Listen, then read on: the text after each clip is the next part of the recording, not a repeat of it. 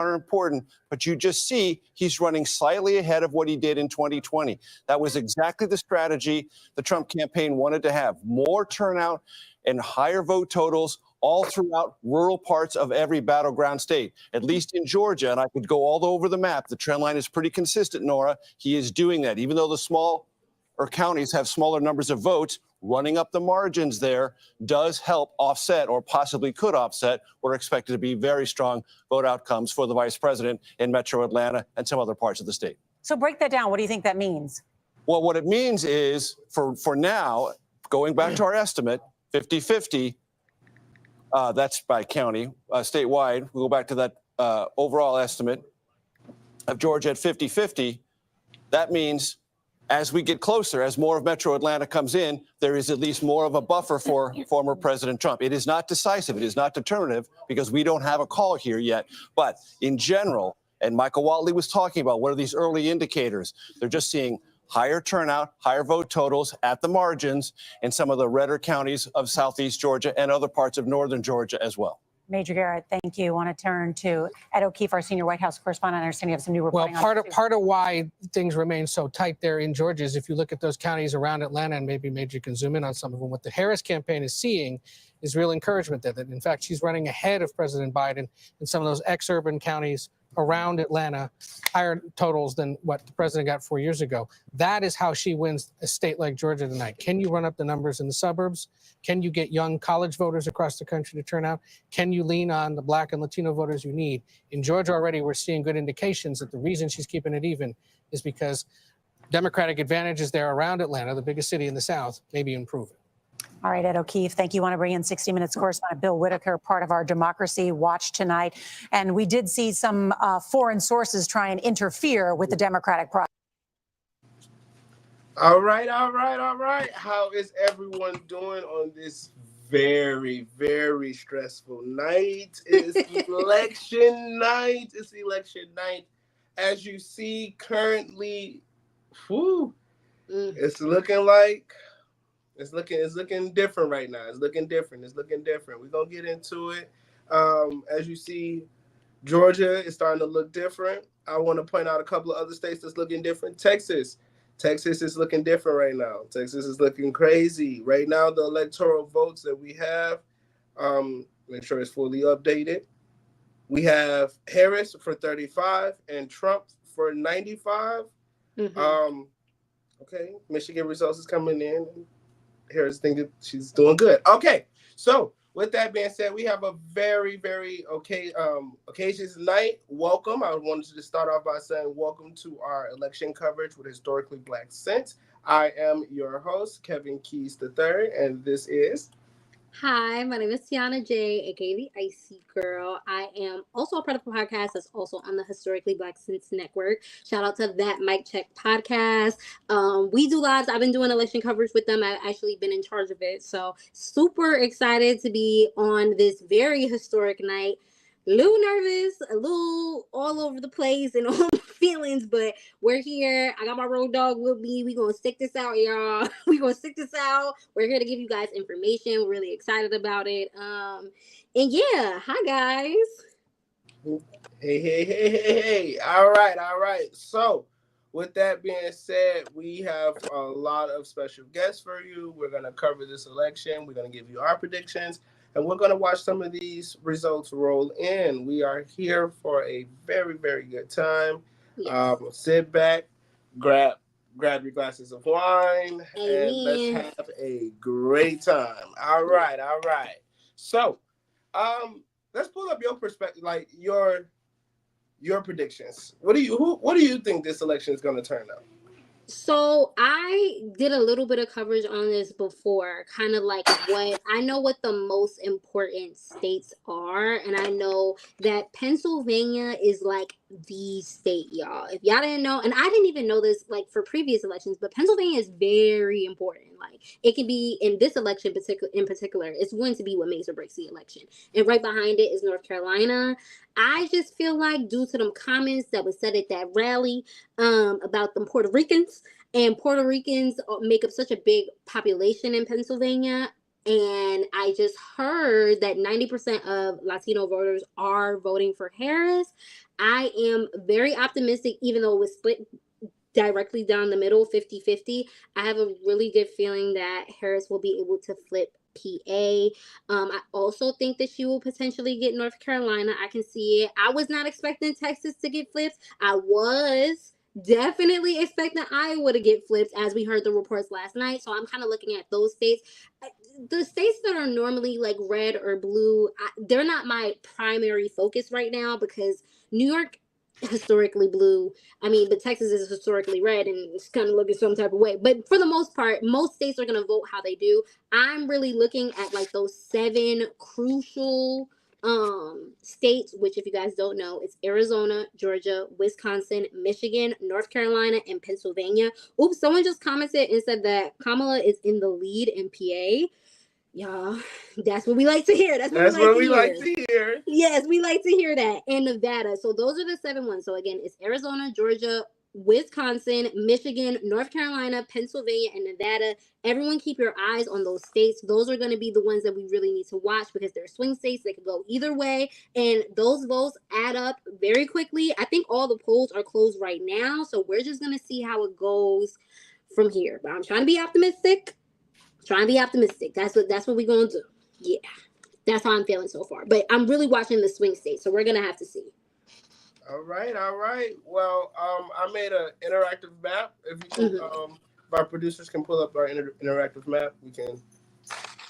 What my predictions is, anytime. All right.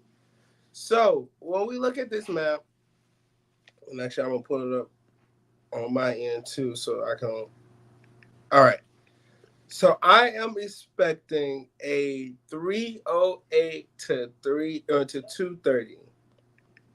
So I truly believe that she's going to get California. Mm-hmm. I think that she is going to get Nevada. Mm-hmm. I think that she's going to get Washington. I think she's going to get Oregon. I think she's going to get New Mexico. I really was hoping for Arizona, but it doesn't appear so. It doesn't appear that she's going to get it. I really don't think that she's going to get Texas. I think she's going to be very, very, very, very close, but I don't think she is. I think she's going to pull off Michigan. Mm-hmm. I think that when it comes to North Carolina, I think that she's going to get North Carolina, and she's going to flip Georgia as well. Okay. I think that she's going to get Pennsylvania, and I think that she's going to get New York and all of those cities on the East Coast. That is how I think she's going to win her election. But all of that in the South, I don't think that she's going to get that at all. I don't think she's going to even be close. Let's check back on the stream and actually see what's where going she's on at right now.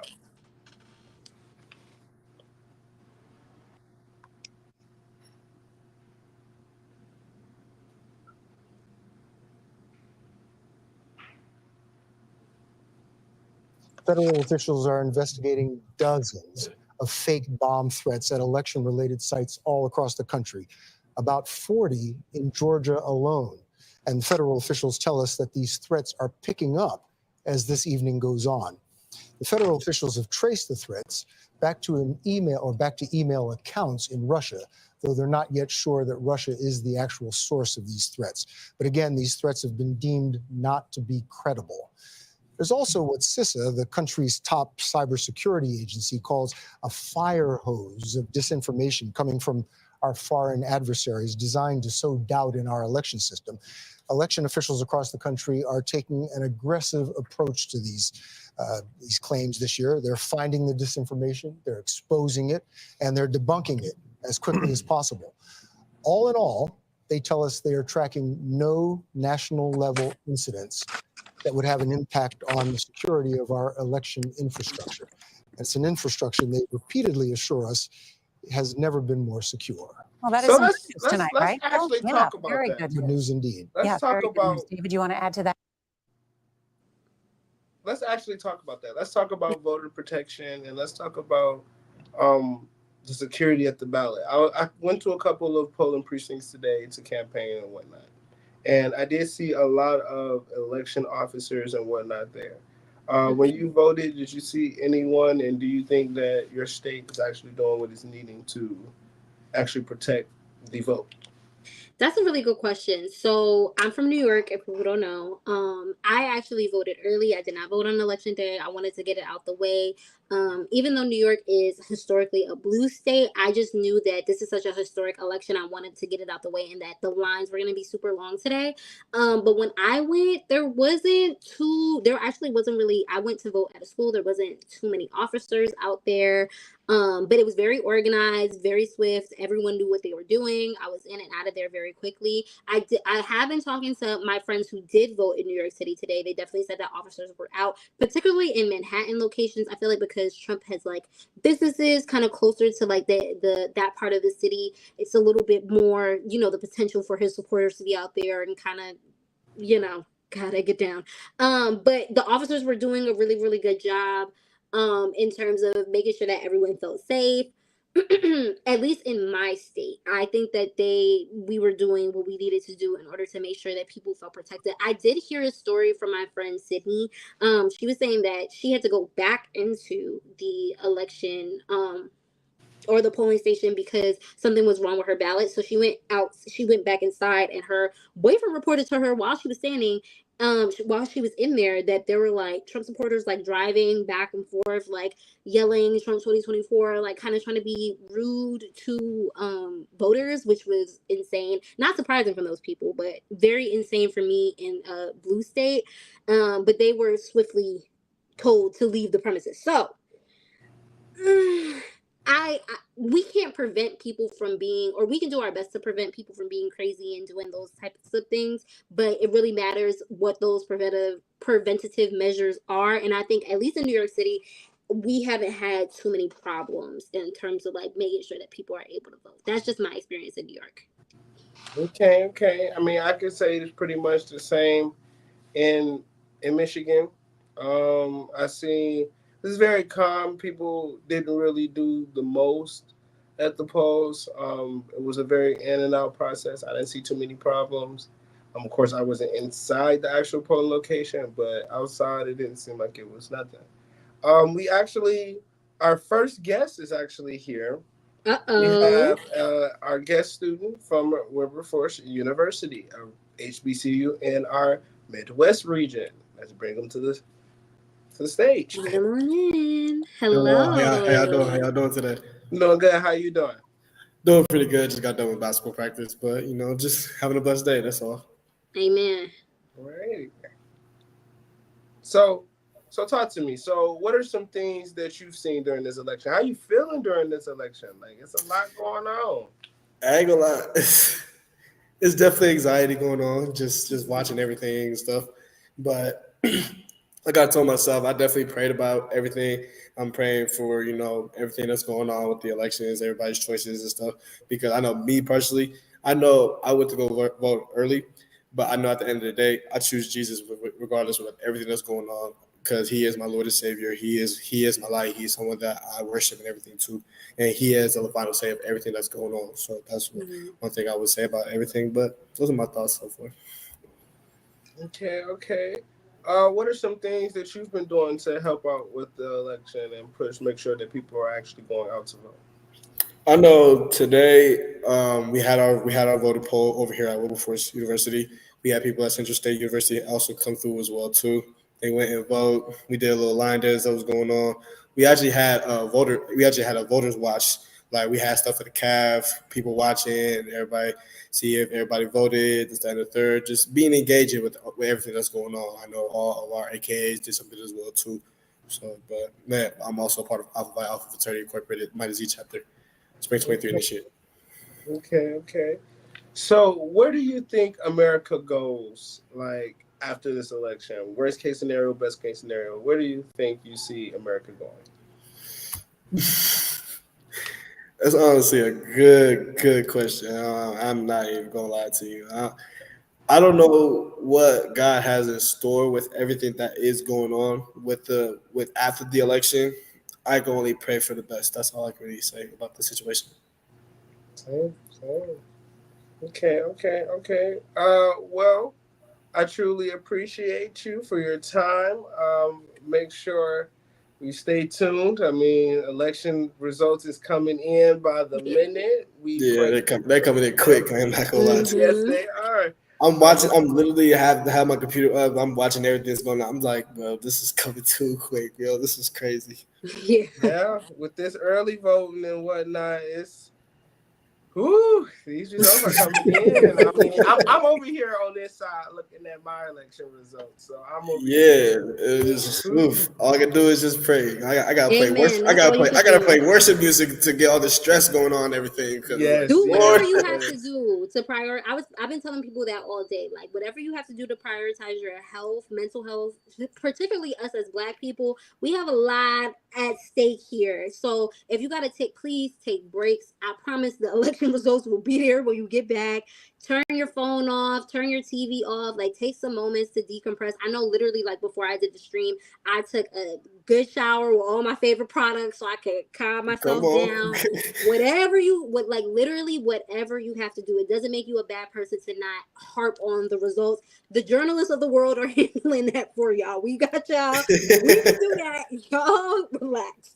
Yeah, definitely. I was like, like I said, I just got done with practice. I had to do a whole lot of different stuff. I know this is our homecoming as well too. So we have homecoming all this week. We got stuff going on tonight. We got stuff going on tomorrow. We have a stroll off coming this Saturday, and we got a homecoming game, which my team will be playing against University of Lords. So we ready to get this dub for sure. I'm just excited about everything that's going on this week. That's the only thing that's keeping me upbeat, not just Jesus Christ himself, but just different things, you know. So.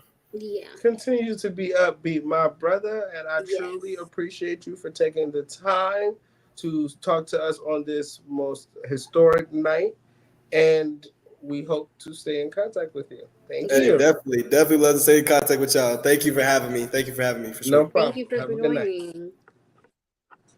All right, so with that being said, let's look back at the results, see if any updates were so far. What's going on?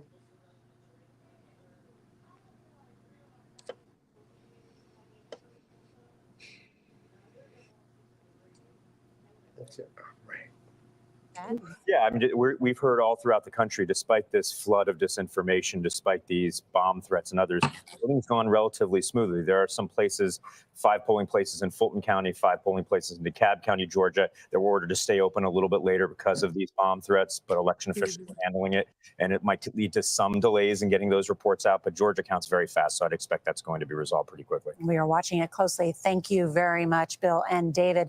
I want to check in with our correspondents that are in the battleground states with new reporting. Let's start it with the biggest battleground prize, Pennsylvania. CBS News senior White House correspondent Weijia Jiang is in Philadelphia. And Weijia, we just keep hearing about big turnout today. And Nora, both campaigns say they are really excited about what they are seeing because they are seeing high turnout in the places that matter most to them. For the Harris campaign, it is right here in Philadelphia and the city of Pittsburgh that typically votes overwhelmingly blue. I just heard from a campaign source that says that they are overperforming the internal turnout expectations here in Philly, and it continues to look very strong, which was a real concern for them because there was a softening of Democratic turnout over the past several years. 55,000 fewer registered Democrats in this city compared to 2020. And so they are optimistic. As for the Trump campaign, they are seeing, they say, a robust turnout in those rural areas where they have been targeting, especially men, low propensity voters who may not have ever voted at all. And so they say where it matters in the deep red parts, they're getting new voters out. But what is really different, Nora, is the way that they've gotten people to the polls. The Harris campaign ground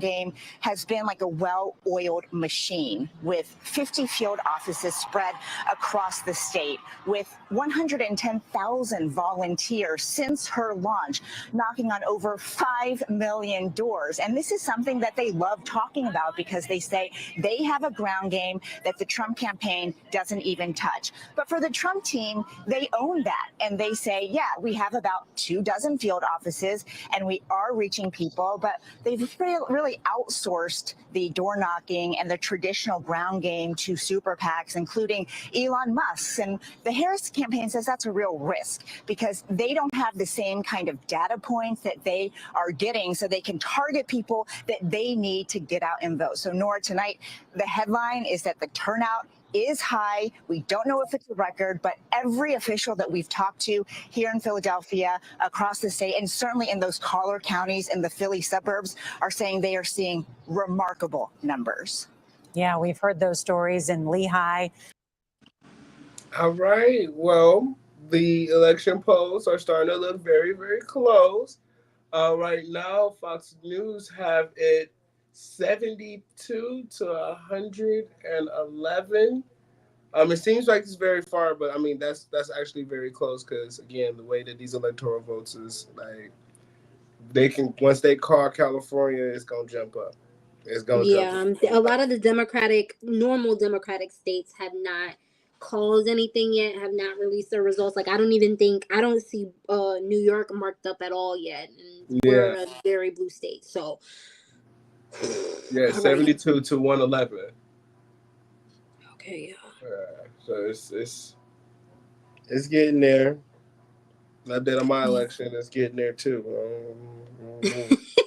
What are some of the issues that you think are really pulling people to vote and like how they're voting, and what are your thoughts on that?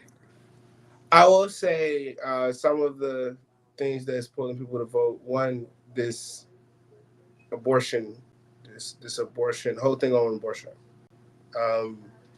No one wants to be told what to do with their body.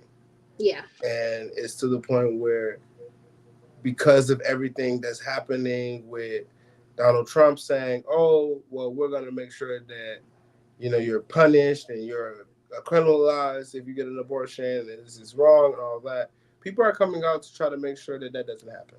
Yeah. People are trying to come out to make sure that they get the rights of their body back. Another thing is immigration.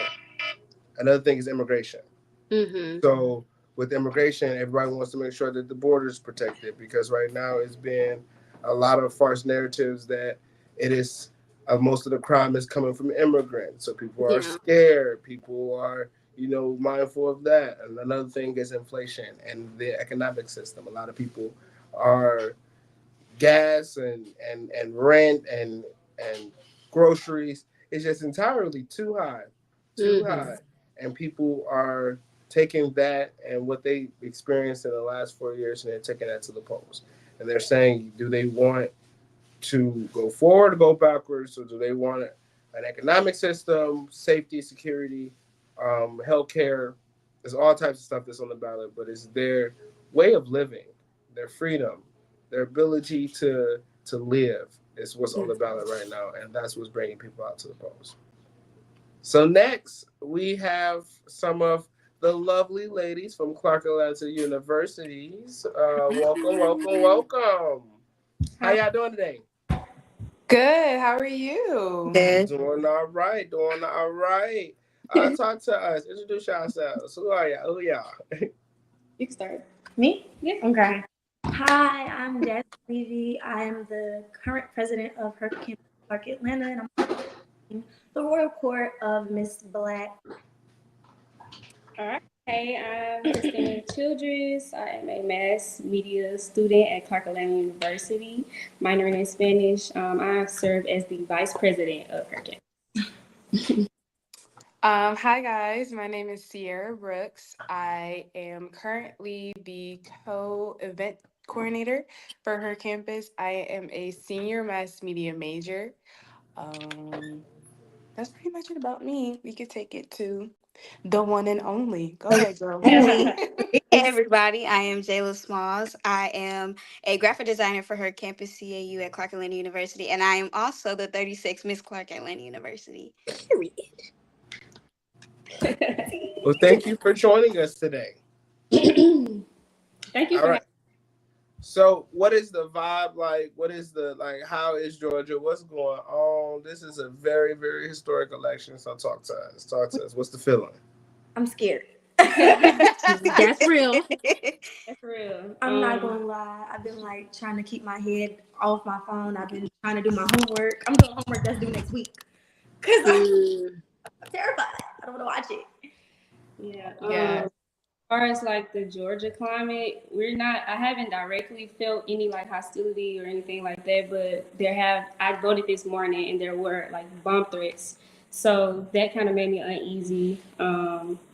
But yeah, the campus has been safe so far and that's good. And that's all that matters. For real. That's good. That really is. That's what matters the most.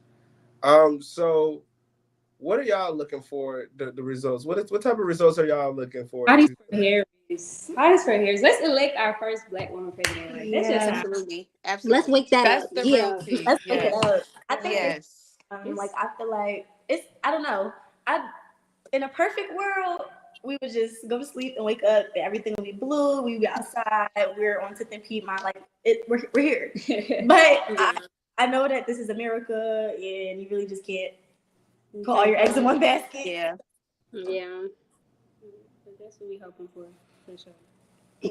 Okay. All right. So if tonight we don't get the results that we are hoping for, what do y'all think is next for us? Sarah? I don't know. Honestly, like I can't even. I just can't. I can't imagine. I'm crying. It's like it's really And it's up in the air. Like I can't even. I don't even want to put myself in that predicament to know like I gotta get out. to think the worst of what can happen by tomorrow. Like I don't even want to. Yeah. I don't even want to think that far. Honestly, Go ahead. Honestly, I think kind of regardless of what the results are, it's gonna be some. It's gonna be bad. Mm-hmm. Yeah. They either gonna be mad or they gonna be happy. But either way, that's violent. Yeah. So I mean, we really just gonna have to like. This just goes to show you we gotta vote. If it doesn't turn out in our favor, we gotta do more research as Black people. And then we just gonna have to step back and really just reevaluate some stuff and like show up. If he is in office, we need to vote locally. Yeah. So so that at least we're in control of the stuff that directly affects us. But hopefully it just don't go that way. I ain't even trying to think about that. I ain't gonna lie. I don't know. Yeah. And then it's like his view or like the things that he's been saying, you really don't even have a clear like. I feel like if we wake up tomorrow and the election hasn't swayed in our favor, I feel like I'm gonna wake up to my house on fire. Campus is gonna be burnt down. Like that's just how he's been portraying. Yeah. Very violent. Like he was talking about like bloodbaths and things like that. Like I'm terrified. I don't know. Yeah. So I'm like literally praying for the best and preparing for the worst because. After seeing January 6th, who knows what can happen after an election? Right. Yeah. You never That's know. real. Like That's real. That is real. And he calling come back outside if you do win. And if you don't win. and y'all spoke about it. Y'all spoke that no matter what happens, someone's going to be mad on some side. Donald Trump has already made claims that there has been election fraud in Philadelphia and several other cities already across the country. Detroit, tag. I'm from Philly. So I know earlier, like they were talking about like Philadelphia, like Pennsylvania, but more specifically Philadelphia is probably going to be like one of the most, determining factors towards, Jane and her win. And I was feeling good about that because it's like, okay, like I know everybody that I'm hearing from is, we're going blue, cool. And then I got a class and it was like, yeah, he's saying that y'all like cheating. And I just can't see it. Like I just don't believe it. it's the fact that like almost every election there's never not an opponent that thinks that someone is being fraudulent or someone is lying about their polls. It's never like a fair win. It's always just like, oh, someone cheated, someone did this, someone did that. Like he even did this the last election when he won. Like he had this whole thing. I remember people was on Fox News saying like they were lying. I remember he was saying that he wanted to do like a recount and everything. It was a mess. It was a mess. He's already starting, and it's never gonna stop. It's not gonna stop. That's just how America is at this point. That's really just how it goes. So, I mean, yes, it's how it goes, but are y'all not afraid that it's gonna get real ugly? Because no matter what, he's already made it like where people don't trust the voting system. They don't Very trust. much so. Yeah. So crazy is that people who we know like have presented as Republicans are burning voting boxes, are calling in bomb threats, and it's like are the Republicans saying we're cheating Well, y'all but ones y'all are cheating. actually burnt like you're like I don't Y'all are understand burning it. ballots. Y'all are actually committing felonies. Right. Yeah, I think that's the it concerning just was thing. said the 5 ballot, not the 5 bomb threats that were sent to Georgia actually Yes. came from Russia. Yes. Who you think talking to that side? The one that's constantly keeps saying stuff about. Oh, you know exactly who it He's is. You know exactly who it is. Yeah. And then the first 5 were like Fulton County. We live in Fulton County. We go to school. Right. We had 2 voting like polls 5 minutes away from campus. So I mean, that was literally insane. We were on our way to vote today, this morning, and it was like a bomb threat. So I can imagine like the people that, you know, were scared enough to leave, or the people that, you know, they evacuated the building for 30 minutes, and the people that left at the 31st minute, or, you know, things like that. So I feel like just voter intimidation is just is weird. It's not cool, because if you win, you win, and if you don't, you don't. Like, and it's crazy how voters intimidation happens in predominantly Black communities. Yeah. Yeah. Like, and that's why it's like when people say that our votes don't count, if our votes didn't count, they wouldn't be doing their hardest to burn it. If our vote didn't count, they wouldn't be sending bomb threats to try to stop our vote. Hello. So that's If our one vote thing didn't count, they wouldn't have waited so long to give us the right to vote. Okay. Hello. Hello. Let's really talk about it. So at the end of the day, I think that our vote counts. Yeah. Very much so. I think that our vote counts. So with that being said, let's talk about your organization. Let's talk about your organization. Yes, let's talk about her campus. Yes. What are some of the things that y'all did during this election season to help, increase voter turnout? Right before the deadline in Georgia to register, we did a video with it was your group. I'll talk Go ahead. So basically, me and a couple of my peers created a Get Out and Vote campaign ad video. It was nonpartisan, but just encouraging our students to vote. And we called a few organizations like to collab, and of course, Her Campus was one of them. Her Campus shows and it did really good. And we post about it all the time. Of course, the video was a big part of it, but it's pretty much just posting about it, keeping people informed. Reels, TikToks, all that. Reels and TikToks. Yeah. Me and I think our biggest thing this year was trying to meet the students. Or I think a lot of the campaign strategies were meeting people where they were, or meeting people where they are. So I feel like we took the more social media approach, being as though we're a digital magazine and social media based. We definitely went the TikTok and Instagram real route. We were on campus, literally in our t-shirts, yelling at people to vote.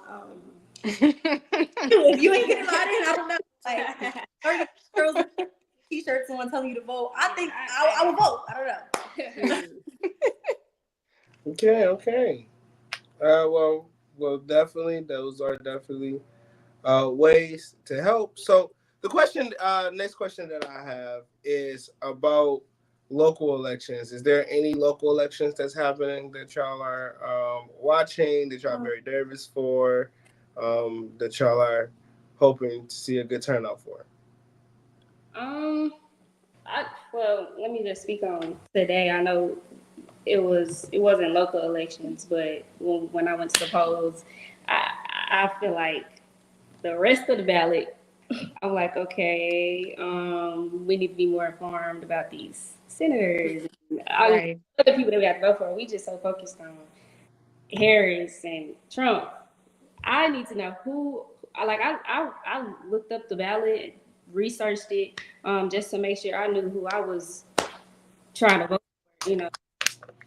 But as far as the local elections, we do encourage students to vote during the local elections. We have a lot of politicians that come to the school and campaign and just tell us about their platform and things of that nature. So yeah, definitely looking forward to vote during the local elections as well, especially as a first time voter. Oh, so you're a first time voter. Yes. Oh, So let's talk about that. Like, so how you feel being a first time Yes. voter? Well, first, I'm from Tennessee, Memphis to be exact.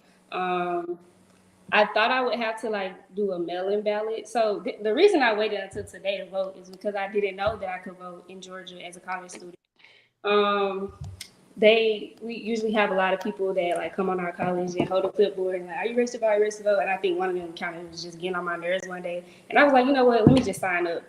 But that really saved me and allowed me to vote this year.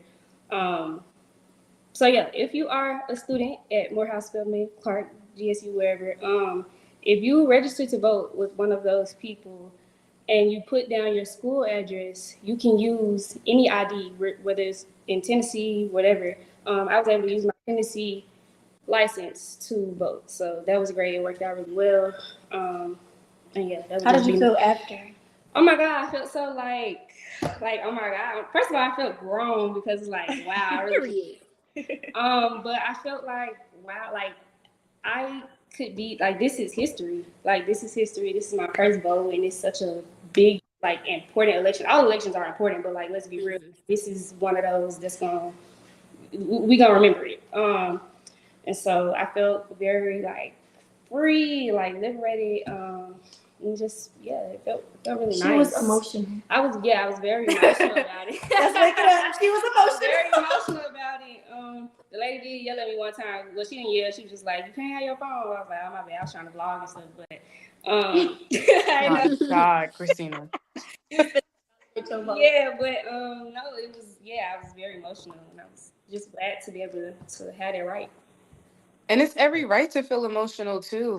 This is I was just talking about this too, the fact that I was a kid before going to the ballots with my parents, when Obama was elected, and they're like, "Oh, press this button, we gonna vote together. Let's go vote together."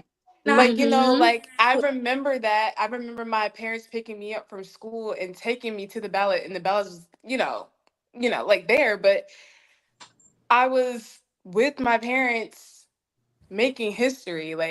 I remember being in school and watching Barack get sworn into office. Yes. To do that with my parents, and then last election I voted for Biden, but that was a mail-in ballot. That was during COVID and everything like that. But to do this by myself, because I'm originally from New Jersey, so to be down here by myself, not having my parents, but doing this by myself and going to the ballots and voting for our first Madam President of the United States, I was just like Christina, I was emotional too, because we're making history again. It's just a crazy, it's just been a crazy journey ever since I was a kid, seeing how my parents were doing it to me doing this on my own as a 22-year-old. It's been a very emotional journey, especially getting up to here to the election. So I feel like a lot of people's been very emotional today, because it's been a roller coaster. yeah, it's been a roller coaster. It's nothing wrong with being emotional on this beautiful day and stressful day at the same time. So listen, Very, very stressful. very stressful but beautiful at the same time. Yes, it is. Yes, it is. Yes, it is. Well, I would like to say thank you to you all for coming. It was truly appreciated, y'all, for being here. Keep doing the great work and the Lord's work, one vote at a Amen. time. Keep encouraging people, keep uplifting people, and keep just being beautiful and smart, just like y'all are. Truly appreciate y'all, and have an amazing night. Thank Thank you. you. Thanks for having Have a us. good one. And let's get back to the stream. Yes.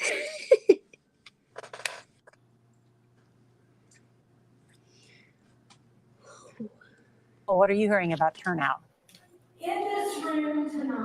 Well, in terms of turnout, Secretary of State Brad Raffensperger says that more than 800,000 votes have been cast today, and he expects that number to surpass the million mark before the end of the day. That is on top of an additional 4 million ballots that were cast in early voting, which was a record. So that being said, there is some concern, as you all were talking about, that some of those polling locations had to extend their hours due to a number of bomb threats, particularly here in a number of the counties in the metro Atlanta area. For instance, Fulton County had at least 30 bomb threats alone that were either called in or sent via email. That is of particular concern to some Democratic operatives that I talked to who wanted to make sure that those locations that were impacted, the people stayed in line to cast their ballots, particularly because these are not only Democratic strongholds, but in some cases, more predominantly black precincts. And in terms of the black turnout, I do want to point to some exit polling data that we have that shows, at least for Vice President Kamala Harris right now, it appears that turnout is hovering somewhere around 86%, which is slightly lower than President Biden back in 2020. But that being said, I've talked to a number of organizers here in the state who emphasize that they are not particularly concerned about the numbers right now, and that in these final days leading up to the election, they really doubled down on places here around Atlanta, DeKalb, Clayton counties, also further south in the state, places like Albany, Georgia. So they are confident that turnout will be there. Nicole Killian, thank you for that reporting. Want to check in now with Skylar Henry. He's in the battleground state of North Carolina at a Democratic watch party there in Raleigh. And Skylar, what are you hearing about turnout? Hey, Nora, good evening to you. Board of Elections officials have indicated that they anticipate that the results here tonight could very well surpass what we saw in 2020 in terms of voter turnout. 75% of registered voters back then came out to vote. They anticipate that number either meeting or passing that. Both the Harris and Trump campaigns say that they are confident about what's happening here in the Tar Heel state. The Trump campaign enthused about those early voting totals in that Republicans outpaced Democrats. Meanwhile, for the Harris campaign, their team says that they are confident as well, given the fact that they invested the resources that they did here in North Carolina so early on in the cycle. They had more than 29 field offices around the state, more than 350 election workers here as well. And we're talking about something that I just received from a Harris Walsh campaign representative that said that they are focused on the ground game. They say close races come down to turnout and ground game. We have the ground game advantage, and so we will see there. But the Harris campaign says that they're also enthused about the inroads that they're making in those urban areas, especially in Charlotte, in Winston-Salem, here in the Research Triangle. That's where Raleigh is, as well as Asheville. Now, speaking of Western North Carolina, obviously Hurricane Helene hit that area incredibly hard. Many people say that they were concerned about what turnout could potentially look like out there. We just got off the phone with the Buncombe County Board of Elections chair, who said that they set an early voting record with more than 116,000 votes cast. So something certainly surreal given the fact of all the devastation that they had to deal with. We should point out very quickly that there are several precincts that have to be temporarily put up in tents, and that could potentially impact when we see those numbers come back to those election offices, because roads are still washed out. There are temporary road structures that had to be put in place. It is still difficult to move around in some parts of Western North Carolina, and so that could take a little bit of time in terms of the results that we see here tonight. Skylar, you did such excellent reporting following Hurricane Helene, so I know you know that area, the devastation that they faced, and it's good to see. So, yes, that actually can be another factor in North Carolina. With all those hurricanes and whatnot, a lot of voting precincts was torn down. So I wonder who's that's going to help. I think that, if I'm not mistaken, a lot of those cities in that area that was messed up was red cities. So it seems as if they're going to be, and honestly, don't get me wrong, even though I'm a known Democrat, love Democrats, I believe everybody should get a vote, and everybody should get the opportunity to have a vote. and should never have to go through leaps and jumps and hurdles just to sit there and cast their vote, whether it's for the candidate I desire or it's not. Either or, it's still they deserve to get a vote. So I definitely feel bad for them. I hope that those who wanted to cast their vote, they were still able to, and absentees and all of that came in place, and the Department of Elections acted quickly after Yes. after the hurricanes. So next we have, let me see, do we have any guests? Okay. We have a guest coming very, very soon. So, with that being said, so talk to me about your stance on some of the local elections in your city. So he's not up right now, but I know that Eric Adams has to go in New York. He has to go. The things that, because I read the indictment that he actually was under, like basically misusing funds, partnering with like politicians from other countries, and they were like paying for him, and just that money, that effort, those resources, like it's kind of like a joke in New York that Eric Adams is not a politician. He's not the mayor. He's just a public figure, and he uses his, stance as the mayor to go out and be a public figure and take pictures with celebrities and do that rather than doing his job. And there are real issues in New York that need to be dealt with. There's a major housing crisis that's going on in New York City.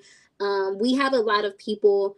And it's not even about immigration, because I want to be clear. New York is a melting pot. There are so many people from so many different places. I always say when people come to New York, like you could basically eat around the world. That's how diverse our population is. So it's not an issue of immigrants. But I have noticed in the past couple years, a lot of people move to New York for like the pursuit of their dreams, for jobs, for opportunities, which is great. New York is a city that never sleeps. We have a lot of media companies here. The Broadway is here. Like there's so many things to do, especially if you want to have a career out in the limelight. It's very similar to California, but it has its differences. But people have been moving here with no plan. Like they just come here, they don't have an apartment, they don't have this, they don't have that. They pack up their bags, they pack up all their belongings. If they have a family, they take their family and they move to New York City.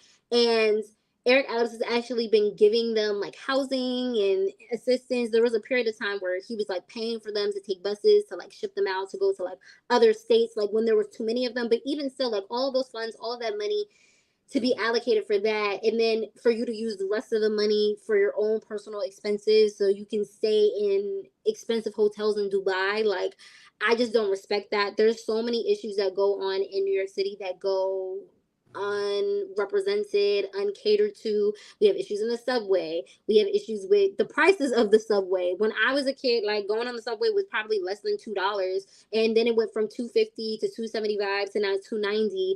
And they are increasing the amount of police officers and military actually that are in the train stations under the guise of safety and also under the guise of controlling fare evasion. But that like it doesn't work like that. When people, if people can't afford to buy groceries, people can't afford their commute. And then there's homelessness that happens in New York City, and with there being, I believe it was in the Supreme Court that they passed it, like, there in certain states they can say that it's illegal or you can be punished or arrested for being homeless. And there's such a huge issue with homelessness in New York City. So these people are being punished for being unhoused rather than getting help. And my biggest thing is to remove him from the mayor's office. I don't think that he's a good mayor. I don't think that he serves the people of New York City well. I was able to vote on other things, like one of our councilmen and one of our other public figures, but I literally only had them as options. Luckily, they were Democrats, and I'm okay with voting for them. But I wasn't able to vote for anybody else because I don't think anyone else was running for those positions. But when Eric Adams is back on that ballot, if he even is, because of this indictment, I will be doing my research prior to find a better candidate that will serve New York City. We cannot be, in my opinion, the greatest city in the world and have a crappy mayor. That's not cool. That's real. That's real. Yeah, I've seen a lot of different cities. Historically Black Sense had me on a 5-part series tour across some of the key battleground states, and I've seen a lot of different issues, and a lot of them was very common and very related to each other. Like, for example, the homeless population, as you spoke on.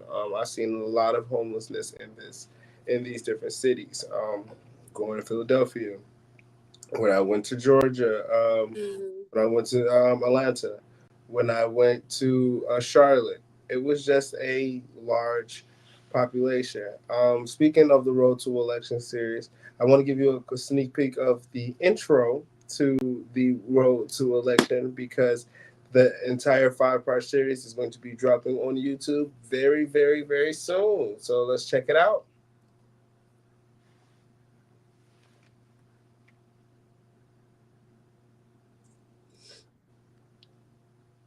It's coming soon. It's coming, y'all. It's coming. Donald Trump has officially won Arkansas and Mississippi.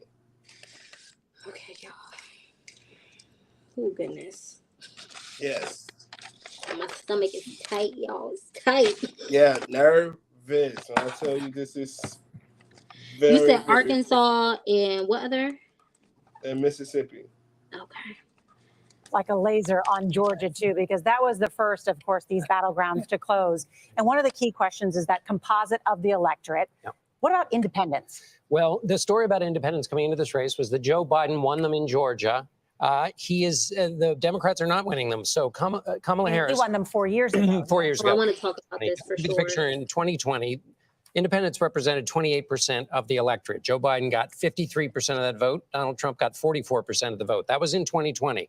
So Biden won them by 9 points. If we look now at what's on your screen, you see that Donald Trump has 54 and Harris has 43. So Donald Trump, according to the emerging picture from the exit polls, is up by 11 points in Georgia.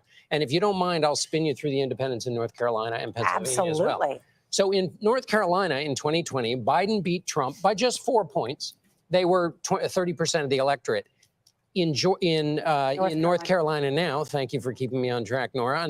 Right now, independents in North Carolina, they're even. 49-49 among independents in North Carolina. So Trump is winning them by the exit polls in Georgia by 11 points, but they're even in North Carolina. Finally, let's go to Pennsylvania. In Pennsylvania, the independents represent 24% of the electorate so far. Trump is up 50-44. So that also is divergent from the picture that we saw in 2020 when Joe Biden won independents 52-44. So the overall net of all of this is that in Pennsylvania and Georgia, Trump is doing well with independents, whereas those voted for the Democrat the last time around. And in North Carolina, it's right down the middle, 49-49 with independents. Could that be decisive? It could be decisive in a teeny tiny tight race. You want all the groups going for you that are up for grabs. And in this case, and if she's underperforming in independents, that's a big story. Exactly. All right, we've got so much more coming in. We've got to take. I actually wanted to talk about that. So independent and third party voters. When I asked you the question before about what were some of the topics, I know a huge thing that has been talked about a lot, especially since last year, is the Israel and Gaza conflict. And I know a lot of people have been hesitant to vote for Kamala because of those issues, which I find to be fair, in my opinion. This is my opinion. Don't shoot me down, y'all. Don't shoot me down. I don't think that it's fair because Kamala has stated she wants a ceasefire. And this is not to, invalidate or question per se, like why people are so giving her the side eye. I don't think that any candidate is above critique. I don't think any candidate is above you pushing them to care about certain issues. I remember when October 7th happened and then going onward, like seeing things happening to the people of Palestine, it broke my heart. Like, I have never seen that level of devastation before, and being able to watch it on my phone, like see children, like literally, I don't even mean to be graphic, but it is what it is, like being blown up, like seeing mothers like crying out for their children under rubble. We've never seen that before. I always compare it to like us reading about like Hiroshima in our textbooks in school. And I always used to say, I could only imagine, I could only imagine, I could only imagine. And those were just pictures. It's different to see it in real time. Like you hear about an airstrike happening on the news, and then you can actually see what that airstrike did in real life. So I completely understand why people are hesitant because it happened under the Biden-Harris administration. But I also know that people, to kind of like have another option, people have been tossing around the idea of voting for Jill Stein. But if you guys did not know, I actually posted this on my personal page, but Jill Stein recently came out in support of Israel, saying that she has very close ties to Israel. So I can't imagine that that candidate who's saying that she has very close ties and doesn't want to see anything happen, they're not gonna fight for Palestinians. Everyone is talking about a two-party solution, or but saying that you're in defense of Israel, the people that is doing the things, what is the difference between Jill Stein and Kamala Harris? And also for the Jill Stein people out there, her presidential candidates also just came out and said that he is not in support of a woman's right to choose, and he is also not in support of trans people. So I have a concern about people being like one party or like one issue voters. You can't just vote about one issue. The biggest thing in this election, I feel like, is we're not dealing with like a Democrat versus a Republican. I know that's what it says on paper, but it's not what it feels like. It feels like we're dealing with a Democrat versus a person who has stands, like fans of him. Like people are fans of Donald Trump, and that's why they're coming out in masses. They have shirts with his face on it. Like that's what's going on here. We're not even dealing with a Republican who has different points of view but is willing to be bipartisan to get certain things done, because Kamala has admitted that she wants to do those things done. We have someone who literally has fans, and they will, if he were to get on stage and be like, guys, the sky's going to be green tomorrow, they would start preparing for the sky to be green. And that's not okay. You can't be a one party voter, and you also cannot you can't give up your vote or throw up your hands when this is the type of election that we've never seen before. I think it's a different beast from even when he was running against Joe Biden. I think it's a different beast from when he was running against Hillary Clinton. I feel like because he's been in this election cycle for so long, it's gone from just Republicans or conservatives fighting for him to now it's just he has a stand-up. And that's why it's so important for people to go out to vote, because we as Americans have to set a precedent. We have to like let it be known that you can't just be the president because you have stands. Like you have to be the president because you're going to put legislation, you're going to be able to listen to the American people and their wants and their needs, and not your own, and not just serve your friends and stuff. So I know that people have been very up in arms about the Palestine conflict. It's free Palestine until it's backwards. But I just want people to know that one person is saying that he wants Israel to finish the job, and the other person is saying that they want a ceasefire. That person is Kamala Harris. So if you want that solution, if you want that for Palestine, which 100% that's what I want, I think that it's a very clear choice on what to do. And unfortunately, because we live in a Democrat-Republican situation, the chances of Jill Stein winning was already pretty low.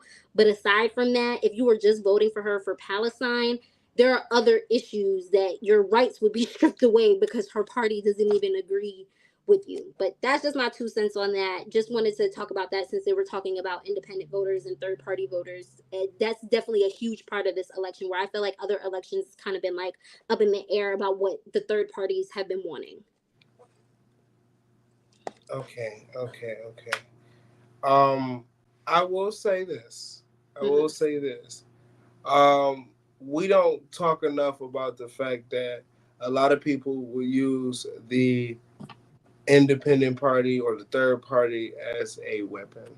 They like to say, oh, well, I don't like Kamala, so I'm going independent. And people say, oh, but I don't like Trump. But you realize that most people that don't like Kamala is going independent. They're going independent. And it's all that's doing is really helping Donald Trump's vote. Because the Republicans, they're not trying to be different and be all divided. They're going to go vote how they see fit. It's either one or the other. It's not an independent. Yeah. It's only us that want to sit there and try to be different. And that's why I say this is not the election to try to be different. Yeah, don't be performative activists, y'all. Please. Don't be just trying to, I just want to be different. Like, don't do that. Yeah, this is not the time at all. But the Road to Election intro is loaded and is ready. So Let's check play in and it. see this intro to this 5-part series, our Road to Election, my HBCU vote. Yes.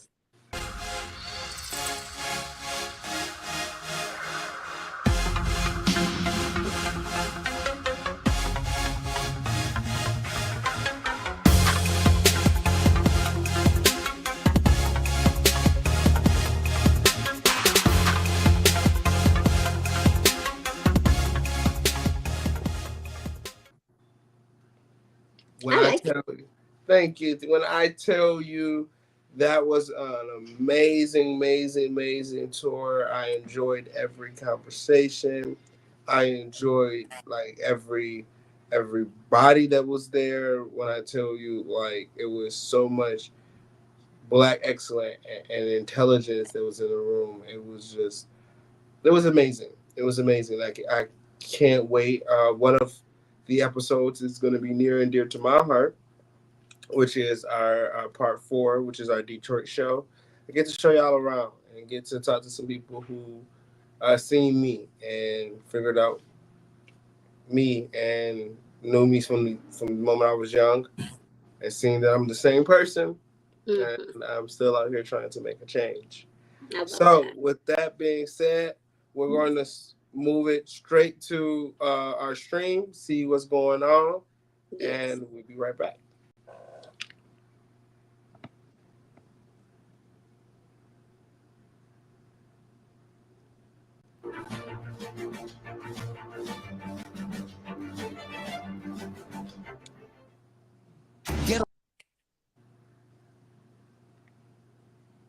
All right. It says we have a question from the Instagram. It says from HVITT_LJON. What about Freedom Party? Do you feel that their vote should count? I'll let you answer that first. Ooh, I feel like I'm not the best person to ask because the Freedom Party sounds familiar to me, but I'm blanking on like who they are, like what's going on with them in terms of the election. So if someone could inform me, that would be great. Or my iPad's right here. I could do some research real quick, but I'm blanking on them. That name sounds very familiar though. The Freedom Party. So, the Freedom Party. I'm only getting the Freedom Party of Austria. that ain't what y'all trying to. The Freedom Party, the white supremacists? Because that's what Google said. Wikipedia said American Freedom Party. The American Freedom Party is a white supremacist political party. Oh. Oh. Y'all don't want me to answer that question. Oh. Are we asking? So the question is, do we think that their vote should count? Here's the thing. Like their vote for if they're American citizens, unfortunately, we will never know who. That's the beauty, right, of voting. You could go and vote. That's why the Harris campaign was putting like it doesn't matter like what you said before. Like no one knows how you're gonna vote. Like when you go to the ballot, it's just you and the ballot and the decisions that you make.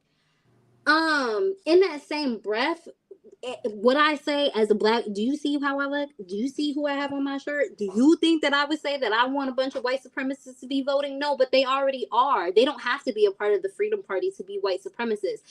I feel like we sometimes live under an illusion, especially, or not even an illusion, but some of us are blessed. Us who go to HBCUs, grew up in predominantly black neighborhoods, we know what racism is, but we don't even know who lurks among us at all. That's the unfortunate part. So whether it was the Freedom Party, the Ku Klux Klan, whoever, like those people are already voting. And their minds were far made up before Kamala Harris was even on the ballot. Okay, they were going to be that way and have always been that way. Not to say that people can't change, but when you have that level of hate, that's always just gonna be what it's gonna be. So do I want them to vote? No, but do they have a right as Americans to vote? Yes. And if I were to fix my lips to say they don't have a right to vote, then someone could turn right around and be like, well, should former Black Panthers be able to vote? Should Black Lives Matter and like people be able to vote? And I don't want to say that. What I will say is because we know that those people are gonna go out and vote, that's why you need to get up and go vote. Because those people are, one thing about it, because they're so passionate, especially with the rise of conservatism, they are so passionate about those things being in office, they are going to get up as a collective and go vote, which is why I was very happy to see members of the Divine Nine going in bulk to go vote, seeing people at different HBCUs going to vote in bulk. Like, that's what we need to do, because those groups are showing up, so we need to show up. We can't do anything about white supremacists existing. If I could snap my fingers and it be gone, it would have been gone before I was born. Okay, I would have snapped it in the womb, and it just would have been over. We can't control their existence, but we can control our response to it, which means showing up to the polls, not just for the presidential, for the local, getting politically involved. Like, that's what we can do. So that's my answer to that. I don't rock with the white supremacists, but the white supremacists are unfortunately here, babe. There's nothing we can do about that. There's nothing we can do. Yeah, it's bad. It's bad. Okay. With that being said, let's check in on the stream. I want to see what's going on so far, because there's some other states that have declared. Ohio has declared. Wyoming, South Dakota, North Dakota, and let's see, Louisiana has declared. So let's go to the stream.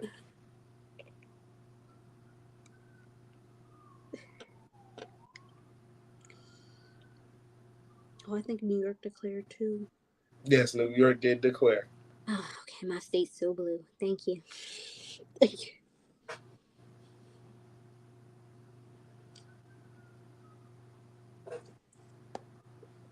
All right. And we're getting to that stream right now.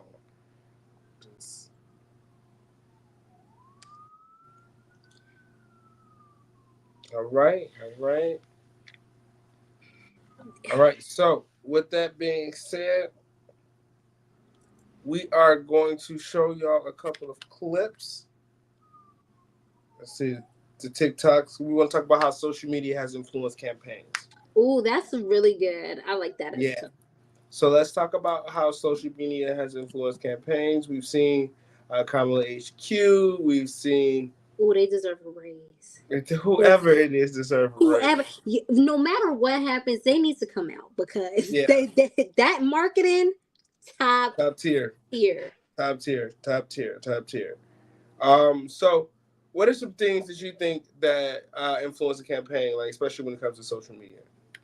So for one, I've noticed in the past few elections getting influencers involved. One of the girls from her campus said it, and I think it's so true. We have been doing a better job, I feel, as Democrats, meeting people where they are, and people are on their phones. Traditional media, I have a degree in broadcast journalism. Shout out to all the news anchors out there, but traditional media is not the typical medium for the younger generation to get their news now. TikTok is a search engine, believe it or not. Like, people are using TikTok as a search engine. So getting influencers involved, getting celebrities to then go on their platforms on social media and advocate for people, like all those things working together, I feel like that has a huge impact. From the Kamala HQ page to all the like hotties for Harris, even like platforms on YouTube like Jubilee. I've been watching all election season their like surrounded series, or their 20 versus 20, where it'll be like 20 conservatives on one side, 20 liberals on one side,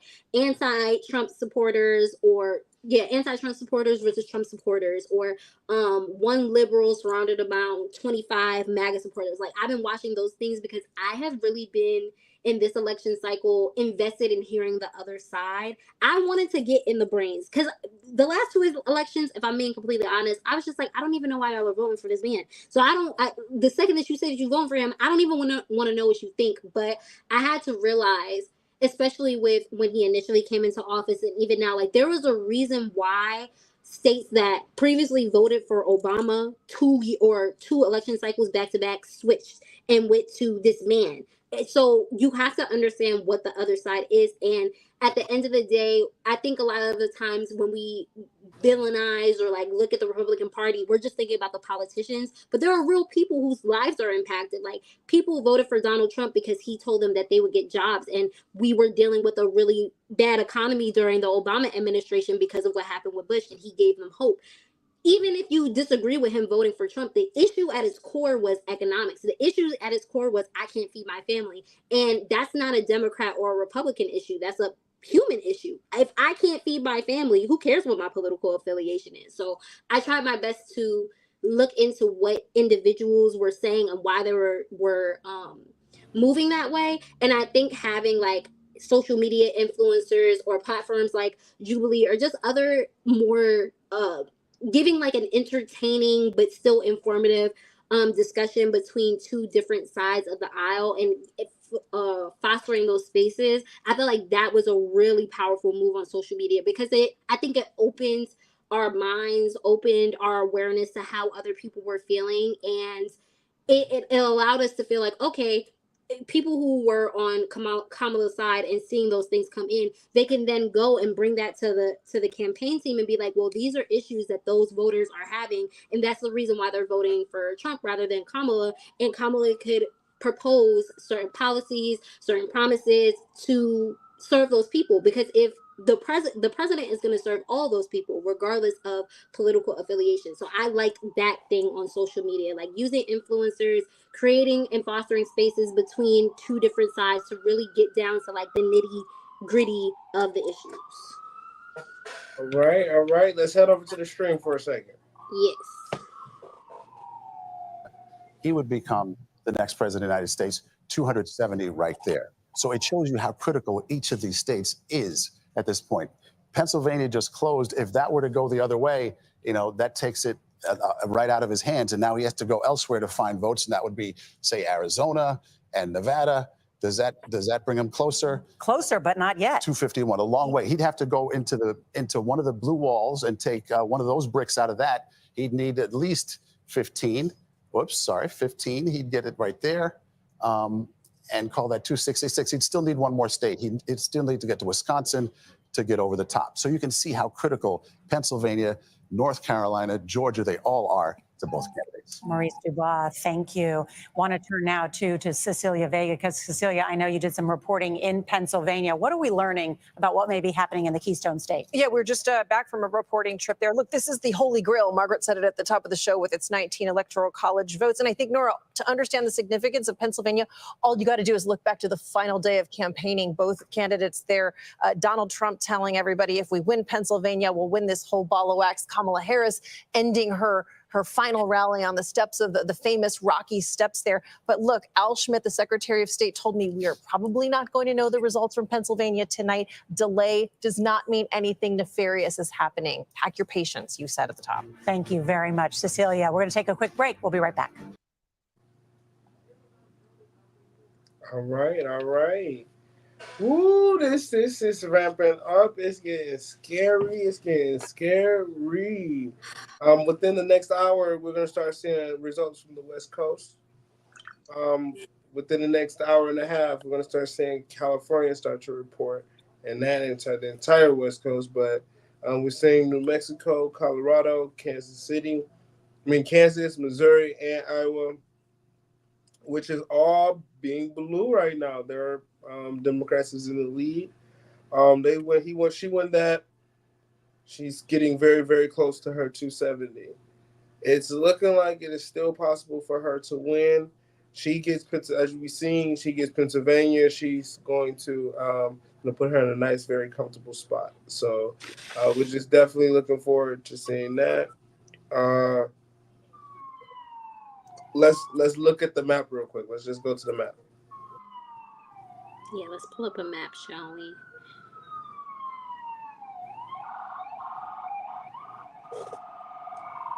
So let's update this. We want to make sure it's updated to know exactly where it's supposed to be. Okay. So let's scroll down. All right. So we got Texas being red. Let's see. Texas being red. We got Oklahoma, Got Arkansas, Louisiana, Mississippi, Florida.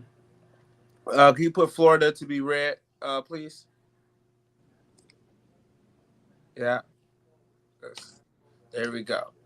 We got South Carolina being red. North Carolina has not been called yet. Yeah. West Virginia has been called. Ohio, Illinois. All the states over there got called already. Okay. Kansas. Can you put blue on Kansas for a second? I just want to see where would she be if we got a blue on Kansas, right next to, right above Texas. Go up, right there. All right. Can you put blue on Missouri and blue on Iowa?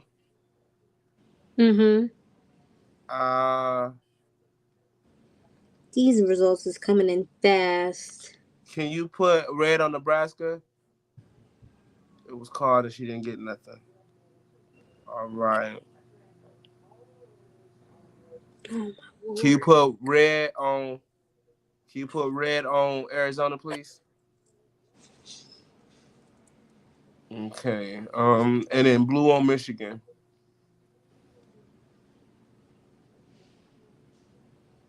Okay, but can you put red on Minnesota? Just I want to entertain that for a second. All right. And can you make Texas purely red? All right. It's tight, y'all. That's my prediction right there. Okay.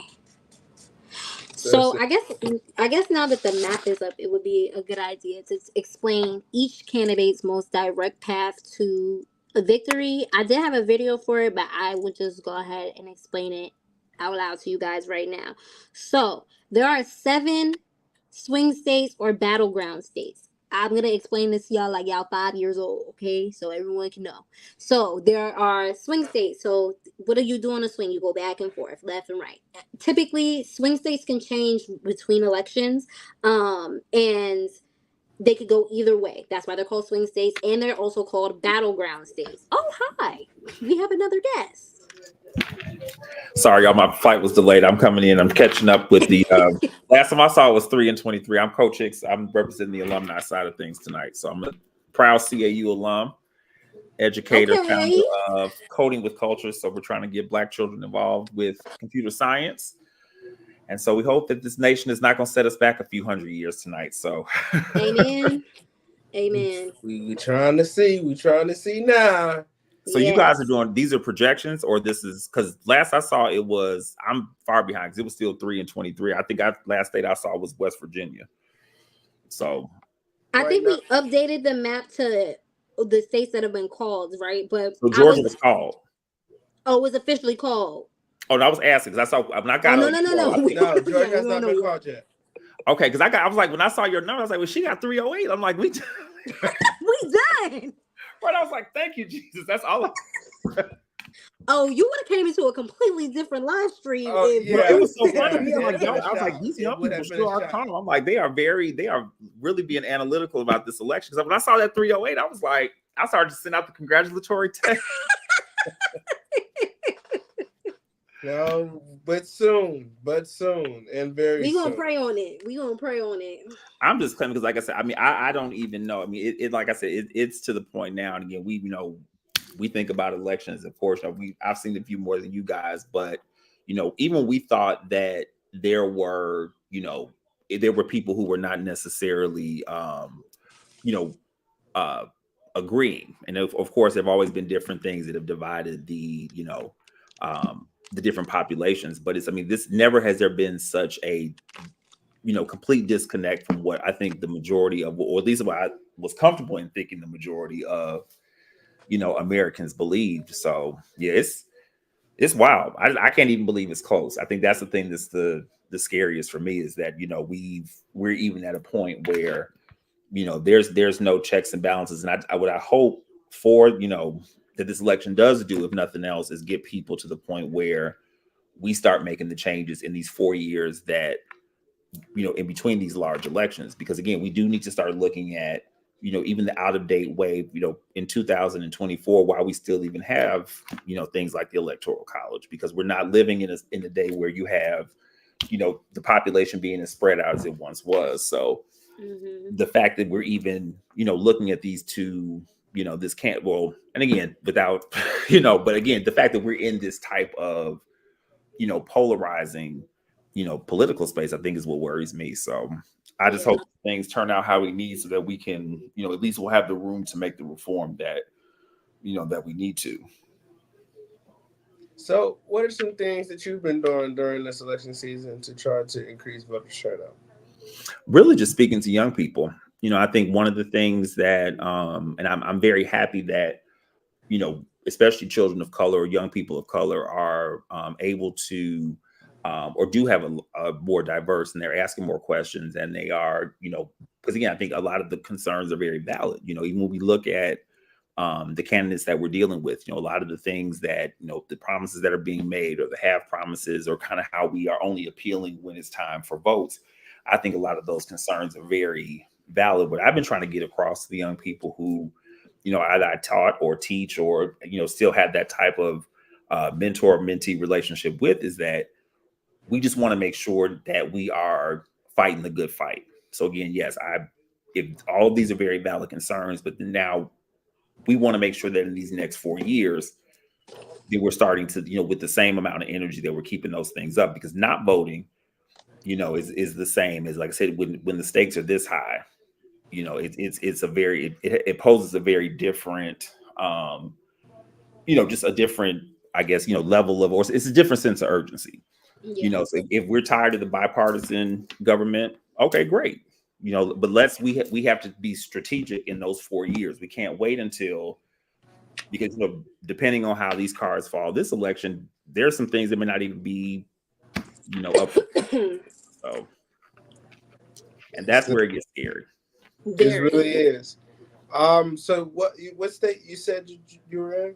So I'm in Georgia. I'm from Chicago originally. Yes. But my nonprofit works a little bit between, we have quite a few schools that we contract here. I'm actually here speaking at a technology teachers convention that's coming to the International Convention Center, the one that's in College Park.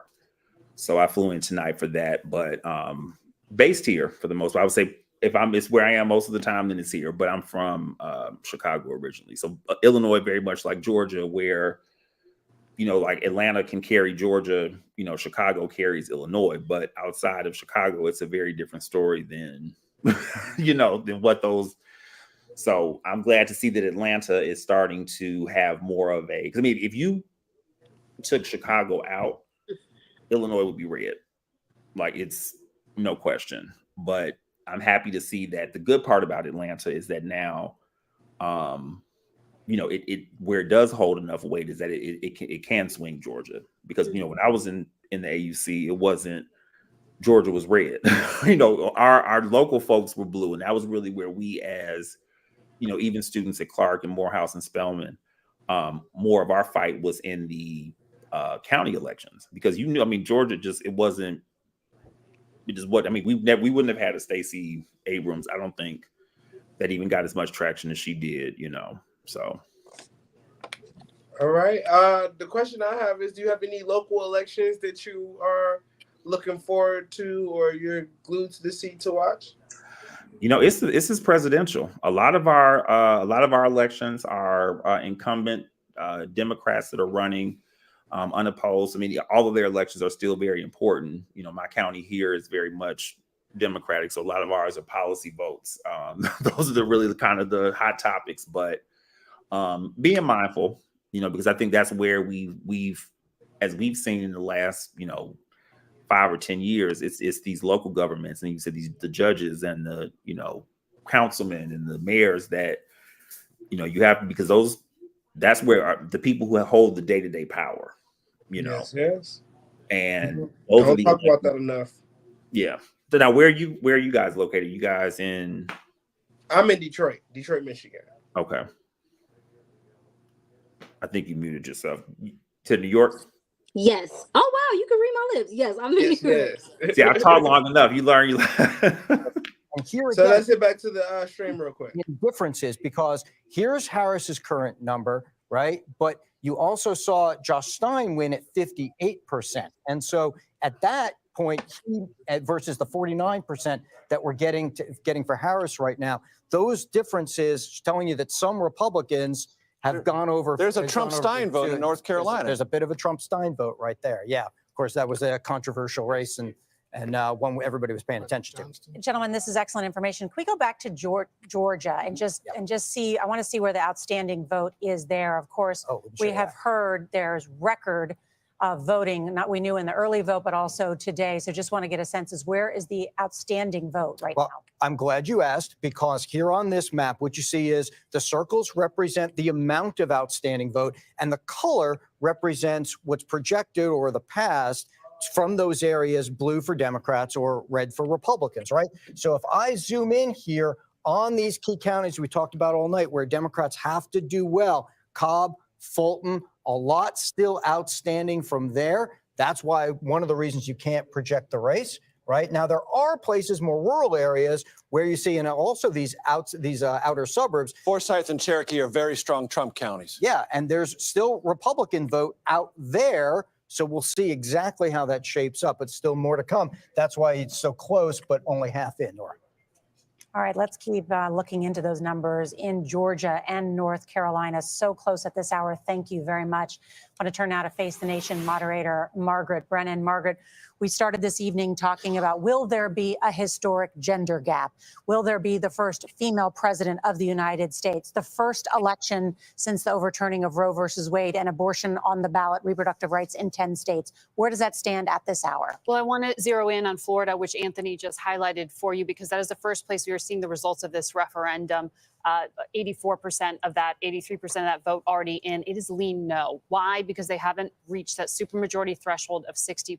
Put that aside, what does that mean for the people of Florida? Well, the current law is that abortion is restricted after 6 weeks of pregnancy when a fetal heartbeat is often detected. One of the most restrictive in the country. One of the most restrictive in the country, particularly. You can get an abortion after 15 weeks if you can prove you were a victim of rape, of incest, or human trafficking. You got to hand in a police report, a court order, some proof you were victimized. It's the only way you could get it after 6 weeks. The referendum asked, do voters want to change that and actually amend the Constitution to include the right to an abortion? And so far, we are at lean no, because they have not reached that supermajority. Now, Nora, this is so interesting, not just on the very practical, real-world implications of this for the women of the state. From the political level, we were talking about ticket splitting there between Major and Anthony. They were pointing that out. Vice President Harris has put at the center of her campaign the issue of women's reproductive health care. It doesn't necessarily, this would suggest, always break in her favor. And also what we saw here is for the very first time in this country, when reproductive health care has been put to the voters in a state, it hasn't expanded access. 7 times so far, we have seen referendums in states on this issue, even in ruby red states where it was a surprise, even in Ohio, even Kansas. Meaning it's always been a sure win for the Democratic Party. Or at least to expand access. And so perhaps this suggests that ticket splitting. You do have Republican men and women voting here that aren't necessarily going to just then follow on to. But forgive me, I don't know this. In those other measures when they were on the ballot in 2022, though, did they require a 60% threshold? That's a great question. Yeah. This is different. This is a much higher benchmark to get to that 60% threshold, the supermajority. It's a good point. Yeah, I mean, it's really interesting today, and I know you know all the details on this, and of course, we're going to be checking in. We just don't have the data yet to on Nevada and Arizona, those battleground states where there's also abortion measures, right? One final point on Florida. This is the state where Donald Trump is a resident. He cast a vote for this today, and he said he was going to vote no. So for the candidate who has, as Robert Costa pointed out, sort of changed publicly his position on what his view is on abortion, he went into the voting booth and he cast a vote. He said no, which would mean he has effectively then endorsed a 6-week restriction on access to abortion. Interesting. Margaret Brennan, thank you. Exit poll data, I understand we've got some new information in. We do. On this question of men and women voting, just to remind everyone, women since 1980 have tended to vote for the Democrat. Men have tended to vote for the Republican. All right, so that was just a little bit of the stream. Basically, so what we're saying is a bunch. Let's just break that down and everything we just watched, okay? That was a whole lot. As we see, our election is close. People don't know. Looking in the comments, they're asking, do we think that Georgia is going to Trump? I don't know. It's looking like it. But there it goes. Yep, we all need a little. Yeah, we all just need a little train real quick. But I will say this though, in favor of when Biden got it, whenever Georgia tends to go blue, it's very, very late, because the thing of it is like Chicago, the issue is that Georgia is also next to Texas. They have the largest number of counties of any other state in the United States. So where that comes in, where it gets kind of scary, is that if DeKalb County, Fulton County, Cobb County go blue, which they, like I said, for the last election they did, it's very, very late.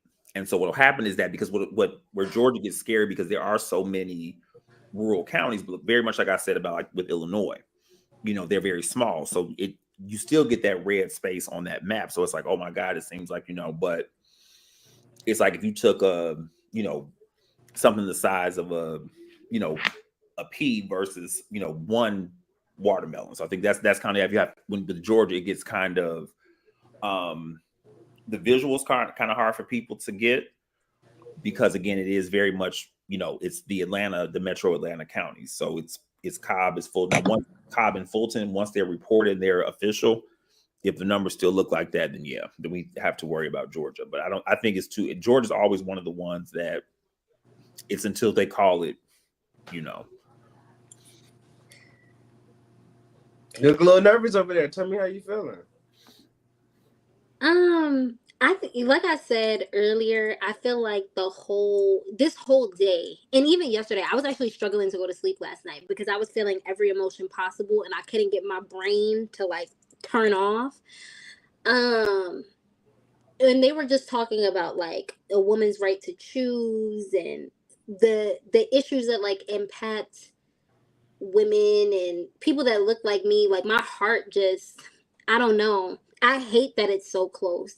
In my eyes, it's so clear who the choice is. And like I was saying earlier, I feel like sometimes people don't even understand the real world ramifications of like a presidential election, a local election. We're living in some of that right now. Like, even though Trump is not president, we're living in the aftermath of the things that he has been able to allow to happen and be put into place. And if it's like this now, I don't want to think about a world where he has access to the White House again. He's always talked about like, quote unquote, finishing the job, like finishing what he started when he was here 4 years ago and coming back with even more of a vengeance. I'm a Sag. I lean on the side of optimism. My heart for like Black women, I know Black women across the nation are just like sitting on the edge of their seats because this is such a huge deal. It impacts us doubly. There's a Black woman who we're rooting for really hard, and I can only imagine what she's going through right now. I'm feeling like all of those emotions right now. That's why I don't know if the word is nervous. I'm feeling everything, and sometimes I feel one emotion and then it goes away and the next emotion comes in. Just all over the place, trying to keep it together. Emotional roller coaster. Yeah. I can definitely agree. So, I mean, so let's talk about it tomorrow. Tomorrow we wake up. What are the news that we are hoping for? What are we expecting? What are we expecting to see in these upcoming days, weeks? All right, let's talk about it. Black people stay in the house, no matter what happens. Stay inside. That's real. I don't care how it goes. The like my ancestors in the back of my mind is like, stay your Black behind in the house, because we saw what January 6th is. We've also seen the increase in aggression from MAGA, from Trump supporters over the past couple months. I don't care how blue your state is. I think that it is a risk, honestly, and it's that's what I'm saying. Like, because of stuff like that, it shouldn't even be this close. Like, the fact that that is the type of candidate that we have and this type of environment that he fosters, but I care about Black people. I care about our safety first and foremost. Like, do what you have to do. I know that it's been a bunch of conversation recently, especially like in my group chats. Like, are we taking off of work? Like, are we, taking a little vacation because we need, like, even just in general, no matter how it goes, I feel like I need a mental health break. Good God. Just those things, like putting those precautions in mind ahead of time, because if they want to be angry, the first person they're gonna be angry towards is us. Is us. As history shows time and time again, right? Yeah, that is true. That is true. But I think again, and I definitely share your sentiments. And the fact, I think the most disheartening, and it's important that we name that the major energy drain here is that we're even having to have this conversation. We've been through a lot of political races where as Black people there were different because of issues that face us as a people. Of course, we tended to go one party versus the next, but at least at that point you could respect someone who said, okay, well, hey, I might be part of the 1% of the Black population that would vote for a party that looks out for people who are in this tax bracket. But it's like, now it's not even a respectable other side.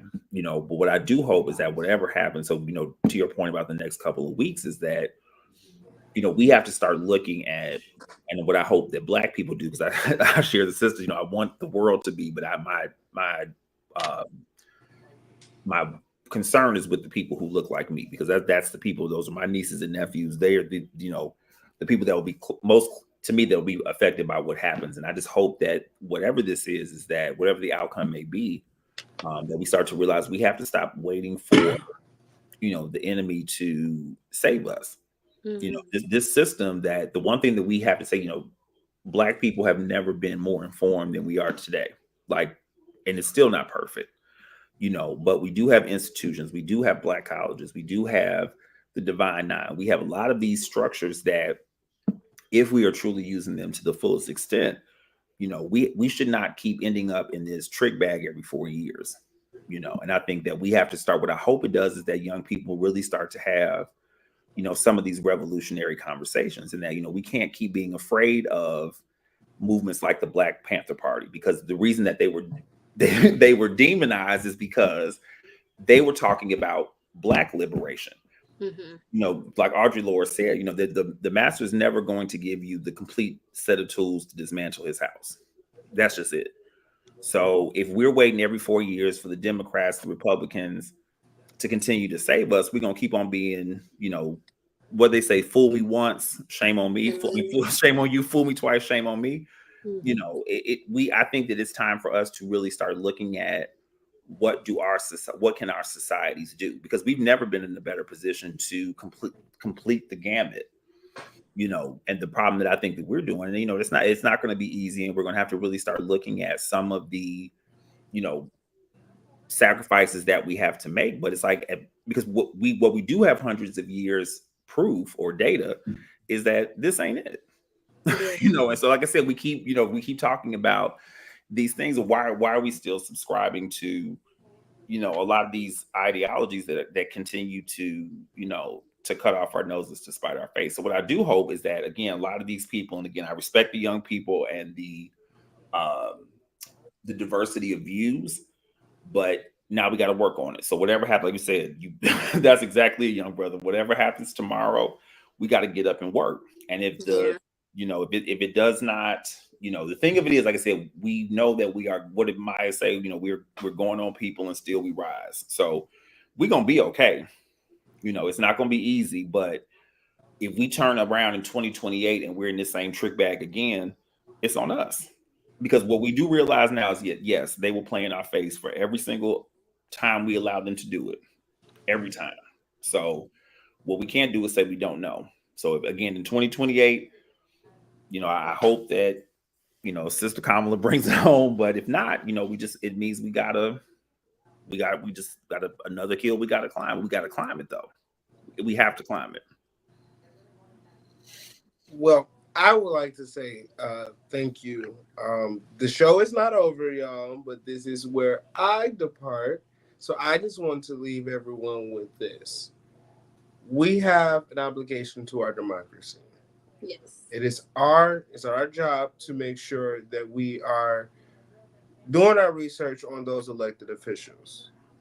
We see that there is a hate and a division in our communities and in our country right now. Hopefully, we can create a solution where that problem is solved. However, until then, I leave you with this. Stay safe, stay vigilant, and stay mindful. I am Kevin Keys III, and remember, our voice, our future, our impact. Have a good night. Good night. Have a good one. Okay, y'all. We are still locked in. I believe we're gonna go for like another 30 minutes, another hour. Can we actually go back to the stream and see if there have been any updates? Let's do that. Let's go back to the stream.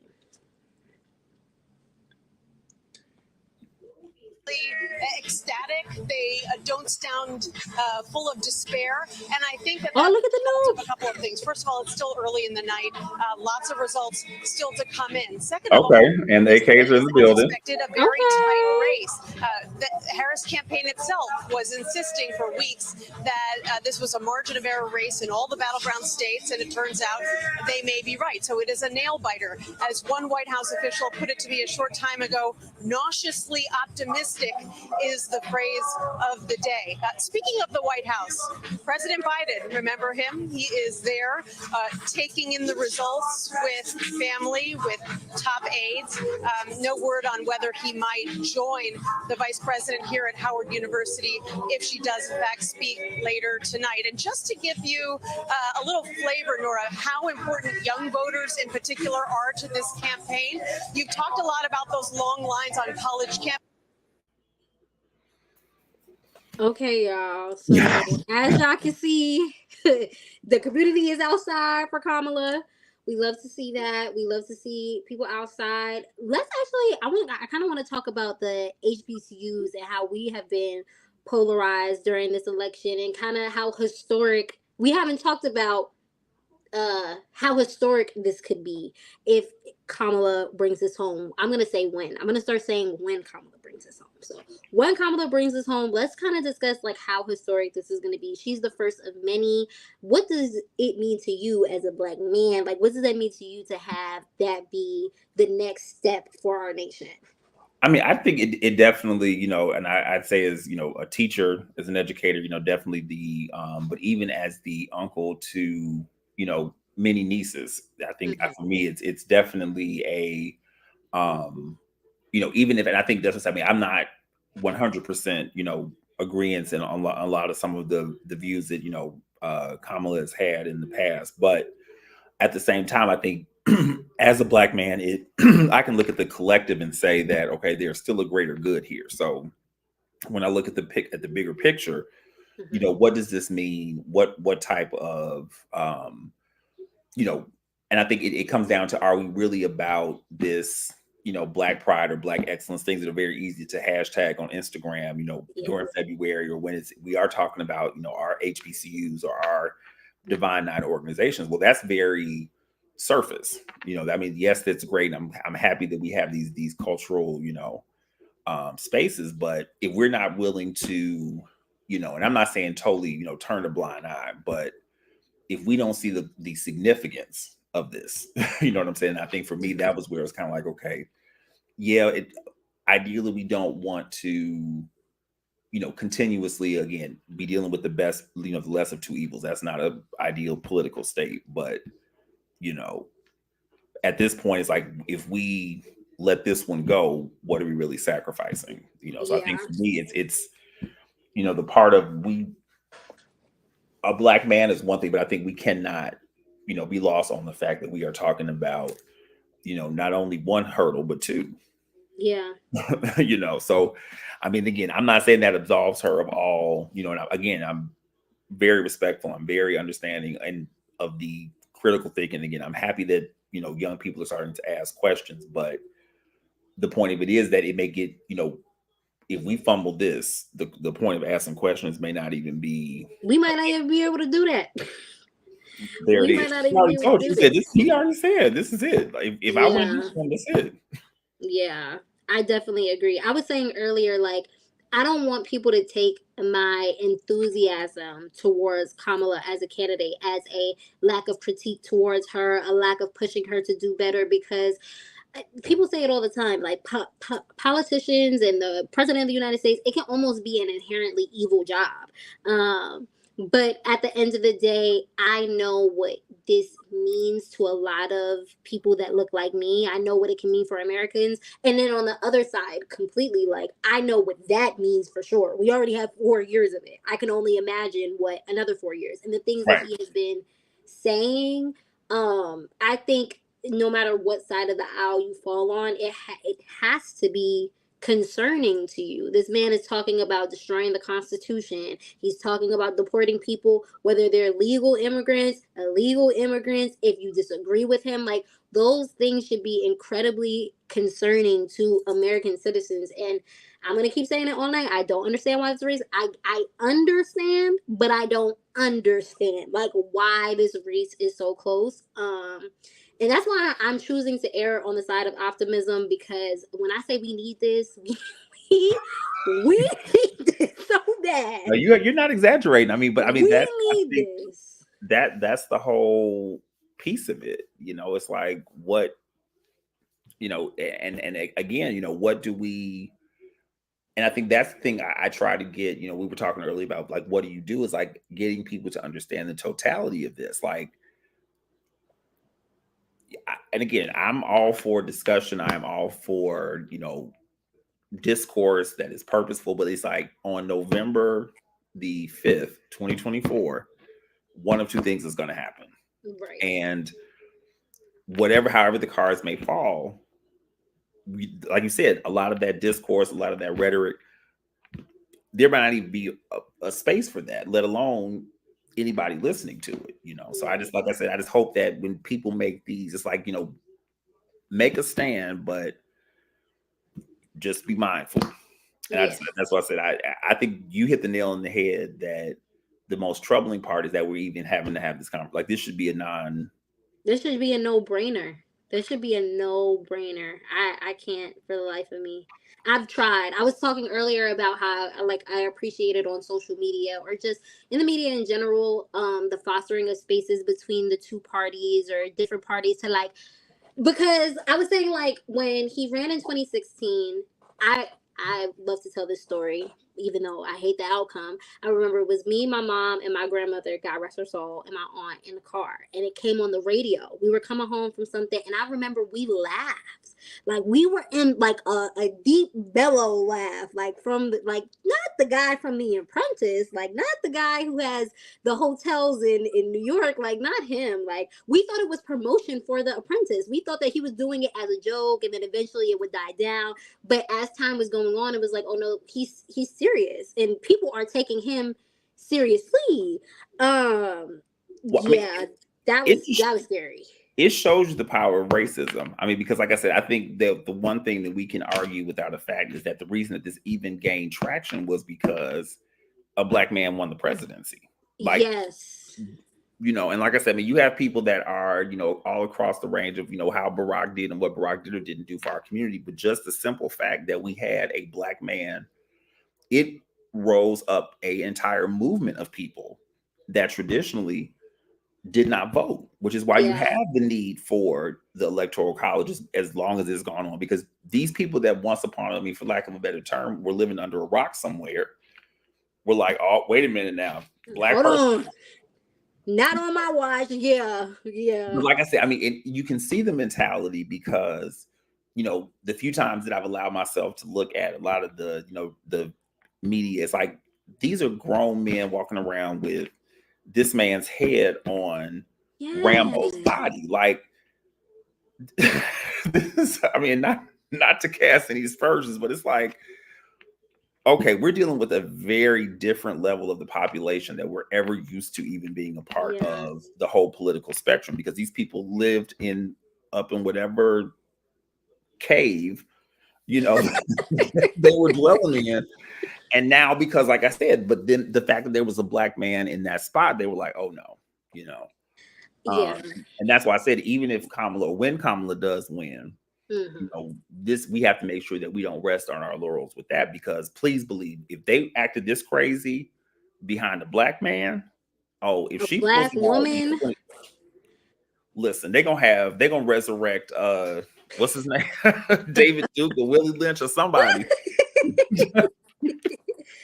No, that's so true. That's so true. I think you hit the nail right on the head. Someone asked, as black women, how do we feel about how white women consistently go against black women in these situations like this? I'm gonna go refill while you answer this question. Go ahead. Okay, I would love to answer this question. So, guys, I feel like us as black, first of all, just in general, when I saw that after I got over my initial reaction, when I saw that Kamala was going to be the official Democratic nominee, when it switched over, I was just like, of course it's going to be a black woman that saves this nation. Of course. Like, of course. Why wouldn't it be? Because when it comes to these issues that have been talked about, whether it's abortion, whether it's diversity and inclusion, and the economy, like, we have been the ones who have been advocating and warning and screaming from the rooftops, like, guys, like, they are gonna come after our rights, guys, like, you cannot ignore the situation. And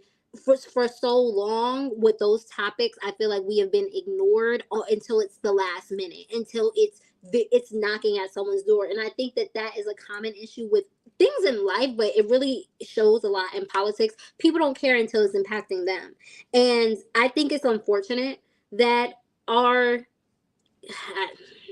struggle to call them sisters when I think about the fact that they vote against us, but like, our other races of people are not voting for us to have rights, are voting against us, because they don't even realize that they're voting against themselves. They're so fueled with hatred. They're so fueled with a desire to like stand against Kamala, women that look like Kamala, or the communities that she's trying to serve, that they don't even realize that on the opposite end of it, they're actually going to impact them. I think affirmative action is the greatest example of that, actually. When they were doing the lawsuit to overturn affirmative action, it was said that it was, because too many black people are getting admitted into these Ivy League schools. I think it's unfair. I think it's biased. Not knowing that white women actually benefited the most from affirmative action. And now that it's been overturned, we're seeing actually black people are still getting into the Ivy Leagues around the same rate. It's actually Asian Americans that are struggling to get into Ivy Leagues as a result of the overturn of affirmative action. And when you're fueled with so much hatred, it's like you see the world through like rose tinted glasses. You can't even see it straight. So you don't even understand that by shooting the other person, you're really shooting yourself. And I think it's unfortunate. I think it's a shame. I think it's topics like this that almost make it hard to build community with them. It's hard to build community with white women or even other races of women because I've seen women of all creeds and colors go ahead and vote for Trump. But I know that white women have actually been a huge reason why Trump has gotten the support that he's been getting. So I think it's unfortunate. I think that we need to do better and lead with less hate, because that's all that it boils down to. That's all that it boils down to. Is it surprising? No. But is it unfortunate? Absolutely. Yeah. But it's interesting. I've heard a lot of conversation about, around we look at, because I think, we talk about Caucasian women. I think that is the most hard to grasp, because oftentimes a lot of the, the patriarchy or the white privilege, the male, I should say white patriarchy directly affects, white women. But I actually heard I had a professor that said, white women treat the rest of the world the way that their husbands treat them. And it was powerful because it's in the same way that they have tended to, and just, for lack of a better term, mind F the other minorities or people of color, they've done the greatest job of doing that to their women, because like you said, they will, to protect the patriarchy, they will cut off their noses to spite their face, you know, because again, you just talk about the sheer numbers, you know, a lot of these things where you talk about, you know, Black people technically in many cases have very conservative views individually over a lot of these heavy issues. So the people that will be the most affected are in many cases a lot of these white women, but Yeah.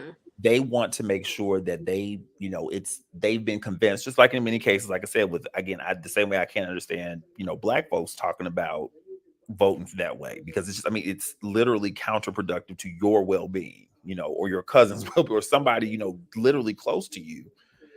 And so, you know, it's hard to, yeah, you know, Let's that's what get into that real quick. The Black vote, the Black people vote for Trump. Y'all, we must stay focused. We must be honest. Can I don't know how many times we have to say it. I'm gonna say it again. Trump did not give you that $1,200. He didn't give it to you. He did not give it to you. He actually made it take longer to get to you because he wanted his name on the check. So people could feel like, oh, Donald Trump gave it to me, but he did not give it to you. He did not give it to you. He made you struggle for even longer because he wanted to be credited for it, even though he did not have the credit. The man has a racist past, a racist present. I mean, he took out a article in the newspaper In the New York Times calling for the death as a civilian, to call for the death of 5 young men who were not even found guilty yet. And fast forward, I mean, I don't think there's a number of years that you could fast forward that would make me okay with that as a possibility. They're actually suing him now for defamation of character because it's like he re-traumatized them during the presidential debate, and his comments about it again, almost still implying that like it was okay for him to do that. He has no remorse about that. He has no remorse about it. Why would he? He's Donald Trump. I mean, this man was a world wrestling. At one point, he was on WWF. I mean, he was a World Wrestling Federation character, for lack of a better term. I have a Donald Trump wrestling figure somewhere in storage, along with my other, you know, and the fact that this man is now our, you know, president of or even a, not one time, but 3-time candidate for this office is, I mean, voting just for you. Yeah. He's very sure that they are very safe in anybody who is voting in Pennsylvania. You don't want to go up against anybody in Philly talking like that either. Is she in the lead? You're digging into. He's at 201. He's been in Pennsylvania. He has 201. In part because what transpired just up the street a few days ago seems to be paying off for the Harris campaign, not the Trump campaign. The Madison Square Garden event, where that comedian said all those nasty things about Puerto Rican people and others across the country, it is registered. They noticed this morning that turnout in the 3 most Puerto Rican dominant wards around Philadelphia had exceeded the 2020 numbers already, or 79% of the total had already shown up by lunchtime today. That's a good sign.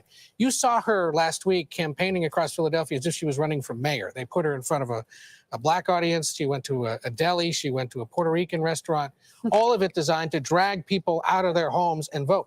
This is why tonight Democrats are feeling, as Nancy said a while ago, fine, because ultimately they believe this is what's going to get them the votes they need. The other thing, and I think if you tuned in 4 years ago and now you're tuning in again and you think to yourself, I thought all these states fixed things to make things faster. Pennsylvania is the big exception.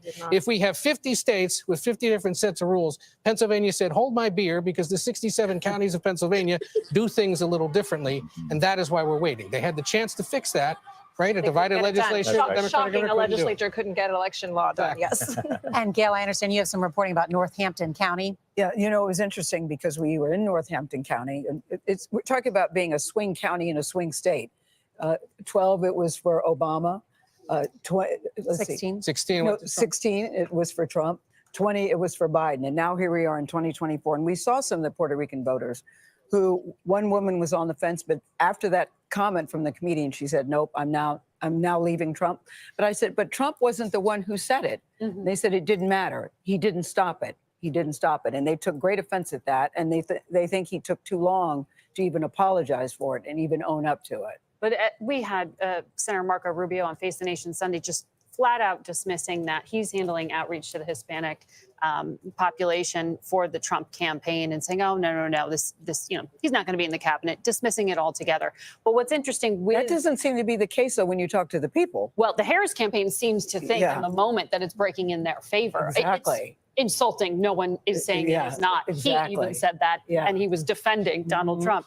But in terms of the targeting of groups, one thing we have seen the Harris campaign also try to do is target all the Eastern Europeans or those of that ancestry in the state of Pennsylvania. 800,000 Poles, the Ukrainians, the Eastern Europeans. You had President Zelensky come and tour one of the weapons facilities in Pennsylvania, something that earned him the ire of the Republican Speaker of the House. But you have these interesting dynamics. It's not always clear, though, if these ethnic groups these house vote races in a monolithic way at all. I can tell you that. As you know, we have our election expert, David Becker, here as well. And David, what are you hearing about Pennsylvania? So under Pennsylvania law throughout the state, anyone who's in line at 8 p.m. when polls close gets to vote. And we're hearing that in Northampton County, where Lehigh University is, people are in line waiting to vote, and this might go for a while. And I've just confirmed with a Philadelphia city commissioner that there are people in line still in Philadelphia waiting to vote, even now an hour after polls closed. There have been a couple counties, Clearfield and Cambria, where the courts have ordered later poll closings, 9 p.m. and 10 p.m. respectively. And Cecilia and Ed are quite right. There's those mail-in ballots that 2 million of them that came in early. Pennsylvania is an outlier among the states, with Wisconsin as well. They just won't have as many of them, where they can't start processing them until this morning. So that's going to take some time. So they're going to do the best they can. They're going to be counting 24/7 throughout the night. 60 Minutes correspondent Bill Whitaker is here too, leading our democracy desk. And what are you hearing, Bill? Nora, the FBI is reporting tonight that videos have surfaced online impersonating the FBI insignia to promote fake narratives, including complaints about malfunction.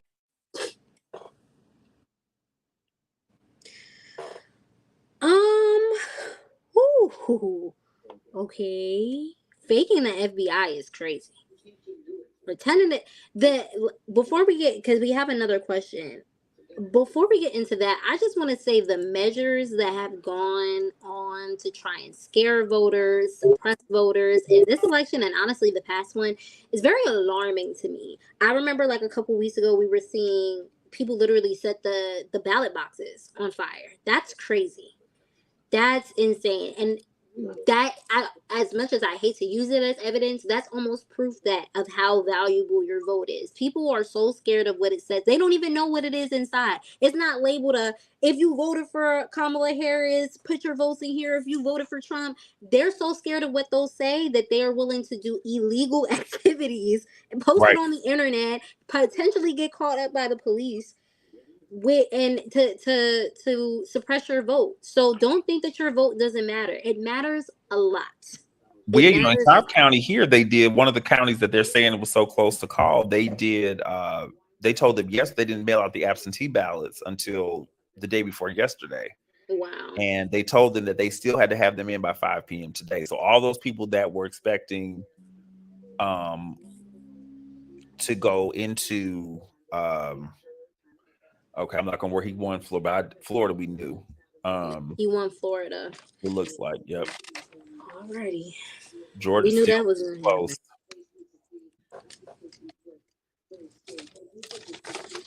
Y'all, I'm trying to keep notes of how everything is panning out for y'all. Because my election coverage outside of this will continue on my Instagram if you guys follow me over there. But it's tight, y'all. It's a tight race. So someone asks, as a Black man, how could we have better supported our Black sisters in this presidential race? I guess I want to expand that question, since you have been talking so much about not just the now, but the later, no matter how it goes. So not only how could they have supported us better, but also how can they continue to do that in the future? I think we have to look at, again, I think going back into, looking at the problem or looking at the issue that we're actually addressing, and we can't continue to have these messages or these, this belief or this narrative that there's a form, because if there's a disconnect between two, functions, male, female within a race, it's again, going back to cutting off your nose to spite your face. So I think that, what we have to start looking at, and it's not that, things were ever ideal, and I don't want to ever take away, some of the struggles that people went through, but if we're truly looking to liberate, to uplift, to improve the condition of the Black race, we're going to have to start looking at a collective. And if we're going to continue to let every single issue, every single argument, because again, I tell people all the time, I say, you don't have any other race of people, including ethnicities or cultures, where women are actually physically suppressed and cannot. But you don't have a slew of podcasts coming from those races about why this particular their men aren't this, or their men aren't that. So a lot of what we're doing, we're allowing a lot of these outside voices that are coming in. Some of these, again, and I'll use the term movement very lightly. What's more important? Because what we're not going to do is getting there, being on two different pages. we don't have that much power. So we're still continuing to not be able to look. And like you said, it's not that we can't look objectively at a particular state, or we can't look at a particular situation and have, again, different opinions. But for me, it's very hard to not, and again, that could be how I was raised, to look at, the Black family or the collective, that this was something that we just have to figure out. Like Grandma used to say, you clean up your mess in the house. This wasn't a time for us to have all of these. And again, I can't tell other people how to feel or what to think, but I don't know if we're thinking more long term. And so I think how we do that is that, and again, maybe we're past that. Maybe as a community, we're not looking for this unified lift. Maybe, but I think that it is, we can just do a lot better. I think, us getting, and again, I'm not saying don't fight the good fight, but we get very quiet when it's not moments like this, when we're not in the clutch, when it's not these pivotal movements or these pivotal events. Where's the outrage then? Where's the movement then? Where are the questions then? Because then we'd be a lot more prepared. We do get opportunities like this. So don't wait until elections, y'all. There are things that are happening in your community, across the nation, and it shouldn't be something. First of all, the presidential election should not be traumatizing, but it should not be traumatizing events like this, or major acts of violence against our community, for you to be polarized and active in your community. There are so many ways to get involved, to get informed, to help, so that we can be prepared and we can have a community. Because even though if we're not on that community thing, then that's something we can talk about. But I do think that we are stronger when we are unified. Someone commented and said the reason it's so close is because it's only 40 million of us and 200 million of them, and they don't want a Black woman, so they will vote for Trump, knowing he's unfitting for president. I'm good. I would definitely agree to an extent. That was my number one concern when Kamala was announced as the Democratic nominee. The first people that I thought about was Black women. Either way it went, even if she was elected, if she wasn't elected, the pressure for that one individual Black woman, and then thus the pressure of all Black women, and how it was going to feel in the months coming up, in the weeks coming up, and then even afterwards. I have felt that pressure. I am not running for president of the United States, but when I think of Kamala Harris, I can feel the intense weight that is on her shoulders. And it's a weight that Black women have had to carry for all time. Of course, like I said, of course it would be a Black woman to save the nation. That's not surprising to me at all. Black women play superhero in their communities, in their families, in their friend groups, every day of the week, 24/7, 365, don't take days off. So it's not surprising to me. But it's just an incredible weight to have. It's an incredible weight to have. And I know that as much as we are polarized, as much as the HBCU community is excited, I'm sure her sorors, you saw them out there, they are dancing the night away. there are people who don't want to see us in positions of power. We were the last to get the ability to vote. Like those things like But that. They also, have been fighting for so long for us to not be able to have a voice because they know how powerful we are and the impact that we can have. So I completely understand that sentiment. but I think a I lot of do. it still comes in though. But I mean, if you look at the, and Yeah. that's, I think the disappointment when we talk about, cleaning up at home is that, we know about, I mean, Willie Glenn, I mean, whether, people talk about the different, whether it was conspiracy, but again, the point of it is that we are in a position where, we're allowing a lot of, and I'll just bite the bullet and say, issues that society has imposed upon us. You know what I'm saying? Things that, have, and again, nobody is perfect, no relationship, no, is ideal. There's always going to be the good, the bad, and the ugly. But we've also convinced ourselves that it's merit in us broadcasting all of that. And, and like I said, I mean, I think there are a lot of legitimate issues, but, it's troubling to me. And I'm just going to say that, as a Black man and I'm not saying, again, we have to, agree that Kamala is, just again, because there's issues that I have with some of her policies. But even if I make a pro and con, like it's not enough to push me into the complete disillusion of the other side.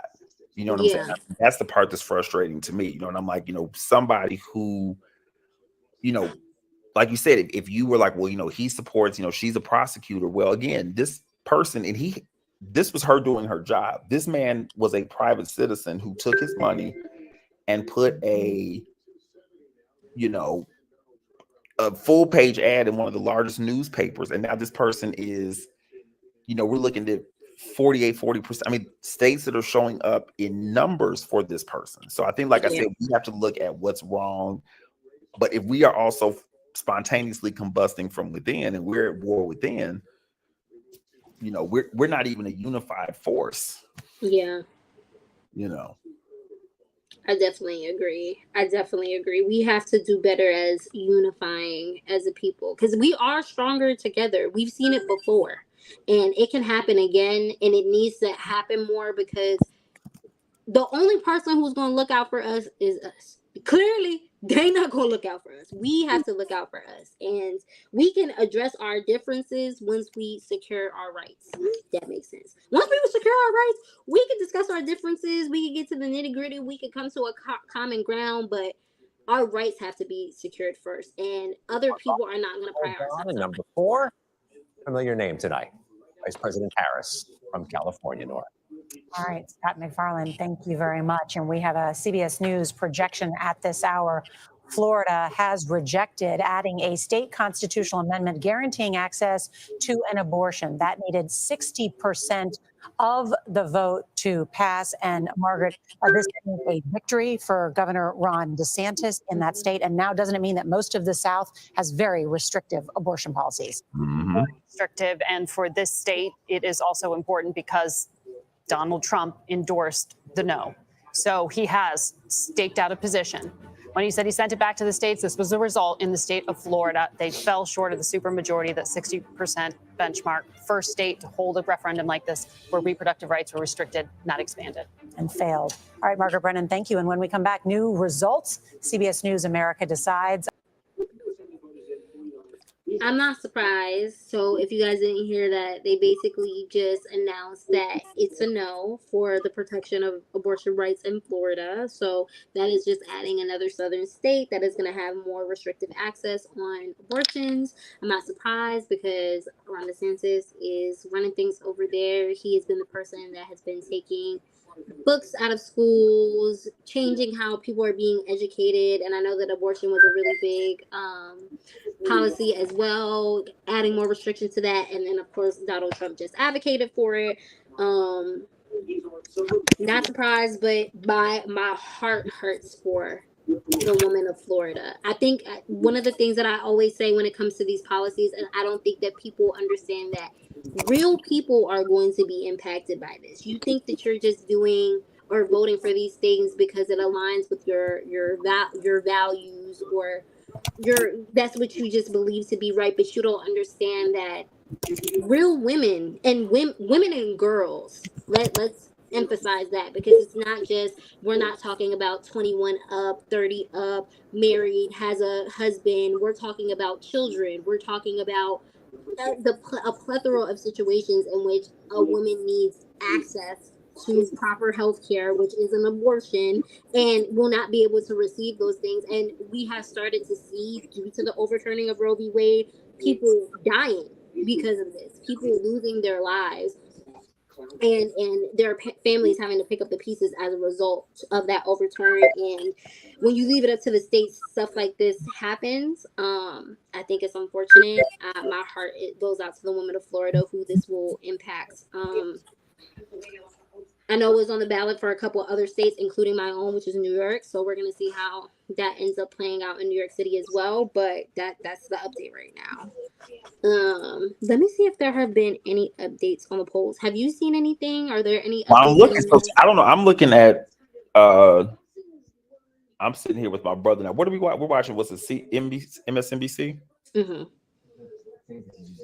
Oh, NBC. So they right now NBC only has her with 91, but then I'm looking on my phone, and some places have her at 112. So I don't know if they are still.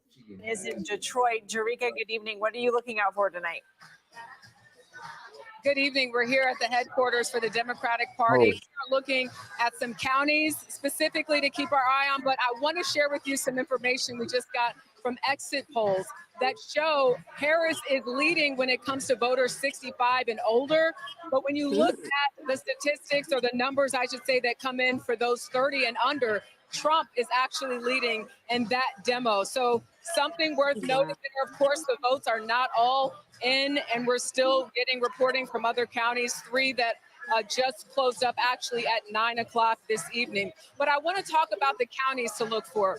Wayne County, one of the largest counties, and it includes Detroit and Dearborn. This is significant because Detroit, of course, has that large African-American population.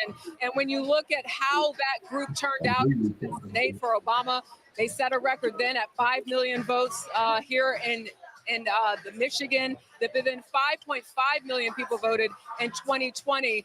And at that time, we saw about 53% of registered voters that came out in the city of Detroit.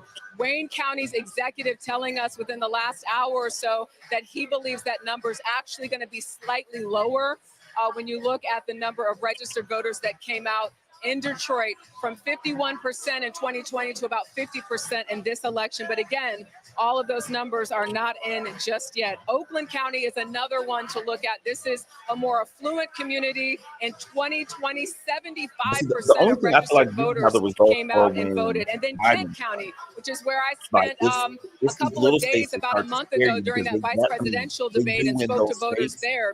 Kent County is interesting because this is the space that usually went to Republicans, they haven't but called it New became York. sort They of a haven't called swing county. California. In the last 4 elections, We need it has those picked blue the states to correct come in. winner 3 times. So that is the county that we're looking at. And of course, the UAW vote is another one because this is a big market, as you know, for labor, Oh, for she won New union York. workers. The UAW president, Sean Fain, who I spoke to today, said that they made 300,000 trips knocking on doors here in the state of Michigan.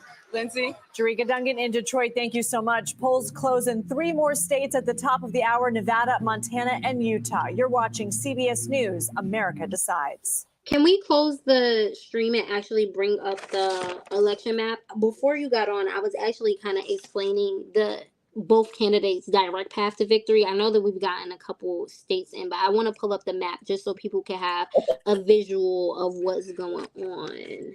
Absolutely. Yeah, let's go ahead and pull up that map. If we don't pull up that map, then okay, perfect. So Kamala's road to victory. Her most direct path would have been to win Pennsylvania, Michigan, and Wisconsin, right? If Trump wins Pennsylvania, which I said earlier, Pennsylvania and North Carolina are low-key some of the most important states. They will be a huge deciding factor in how this goes. If Trump is to win PA, Kamala would have to flip North Carolina and Nevada. But on the flip side, for Trump, his most direct path to victory would have been winning North Carolina, Georgia, and then Pennsylvania.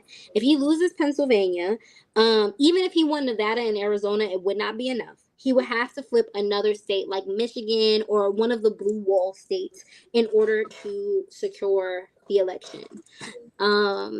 So that's kind of where it is with those. We're seeing some of the votes come in on both sides, and that is why, if you were wondering why Harris spent so much time in Pennsylvania and actually closed out her campaign in Pennsylvania, it's because that is kind of like the huge battleground state. Now, they were talking a little bit earlier about the comments made at the rally that Trump had at Madison Square Garden, where he made comments about, or not he, but he allowed someone at his rally to make comments about Puerto Rican Americans, among other very racist, derogatory things that were stated during that rally.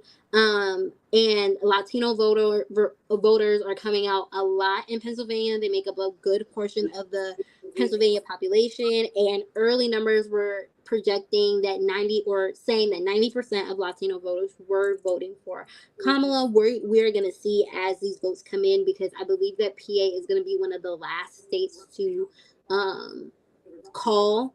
We're going to see how it swings. PA has a law actually where they're not able to count mail-in ballots until the day of the election. Georgia actually almost had that same situation. Yeah, I believe they literally started counting them today at 7 a.m. When polls opened in person. So it may, because of that, and because there has actually been an increase in mail-in ballots this year, it may be a while until we hear from Pennsylvania, but they need to take as long as they need to, because if that's the state that's going to make or break this, I need it to make it and not break it. So take their time, count them ballots carefully. Count them twice again. Yeah, Right? please, whatever you got to do, whatever you have to do. If you need me to come over there with a big old highlighter, I got you. Like, whatever you got to do, that's what's going on. But yeah, guys, that is the update as of right now. If you were, I remember when I was a kid, when like Obama was in office, I would like go to sleep and the election would still be going on, but I would wake up and I would ask, Mom, is Obama still the president? Because it would happen that quickly. If you were thinking that we were going to have one of those situations, I'm afraid to tell you, friend, I don't think that's going to happen this time. It's going to be some time. We're going to have to count them votes. And like I said, they can take as long as they need to do to get it right. Because I want it right. I don't want no questions. I don't want nothing about that. But it's going to take some time because of mail-in ballots, also early voting. People are still in line as of right now for in-person voting. So the race is not over until every ballot is counted and processed.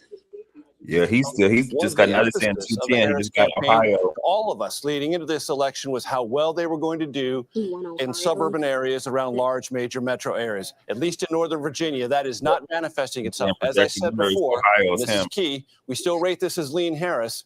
I will show you what I showed you what the outstanding vote is, show you what she needs and what we project. A narrow victory in Virginia, not nearly as large as Joe Biden achieved in 2020. That's a story of itself. So, and just a reminder that Donald Trump was in Virginia last week, and I am hearing from one source close to the Trump campaign that Trump is actually performing better, 2 to 4 points in these rural counties in Virginia and North Carolina. And essentially, he's turning out his vote there, which blunts any advantage that Democrats have in the cities. And when you're not running up the totals or matching what Joe Biden did in the suburbs, that becomes more of a problem. We will not, according to our estimate, be a decisive problem in Virginia, but it could be part of the story as it plays out in North Carolina, and we'll have to see in Georgia as well. All right, Major Garrett, thank you. Robert Costa. I have some new reporting to build upon the data just outlined there by Major Garrett. In Virginia, there has been a real emphasis by former President Donald Trump to build a coalition there. Chris LaCivita, who's one of the people running the Trump campaign, a retired Marine veteran, actually lives in Richmond, Virginia. And they have put an emphasis on trying to recreate Governor Glenn Youngkin's 2021 effort, where he was able to really make inroads into the suburbs of Washington, D.C., in Northern Virginia and convince them on the business front that Trump, the Republicans, are standing with those kind of voters. So they're feeling good about Virginia. Down in Mar-a-Lago right now, my top sources say they're feeling very good about North Carolina and Georgia. That makes the emphasis on Pennsylvania so much more key for Democrats. Everyone's watching Governor Josh Shapiro there. He was a runner-up for the vice presidential slot. He has the machine for the Democrats in Pennsylvania. I just spoke with Senator Joe Manchin of West Virginia, the independent. I said, what's the mood among Democrats? I know you're not part of the Democratic Party anymore. He said, quote, "We will survive whoever wins." That's very Joe Manchin. That is peak Joe Manchin. Yes. That is very It's Joe. like, say again, Bob? Yes. Wow. Well, he has lots of friends that he invites to his houseboat in Washington, D.C. Excellent reporting. Thank you so much, Robert Costa. I want to bring in our congressional correspondent, Nicole Killian. She is in Atlanta, Georgia. And Nicole, all eyes on Georgia at this hour. One, because of that record turnout. Two, because Donald Trump narrowly lost that state 4 years ago, and because it is just too close to call at this hour. What are you hearing?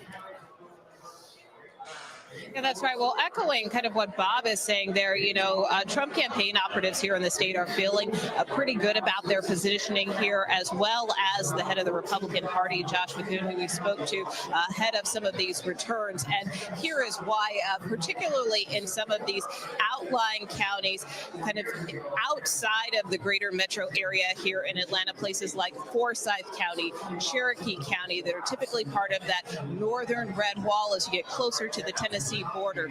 They are overperforming, particularly in Forsyth, and that is notable because that is actually where former Lieutenant Governor Jeff Duncan is from. And as we know, the former Lieutenant Governor actually endorsed Vice President Harris. So in that particular county, the Trump team is seeing much stronger numbers there than they did back in 2020 and 2016. But overall, kind of to some of the broader points you've been making, their focus has really been on these rural counties, really trying to drive the turnout there, targeting some of these low propensity voters in particular. And so they do believe that that strategy is working.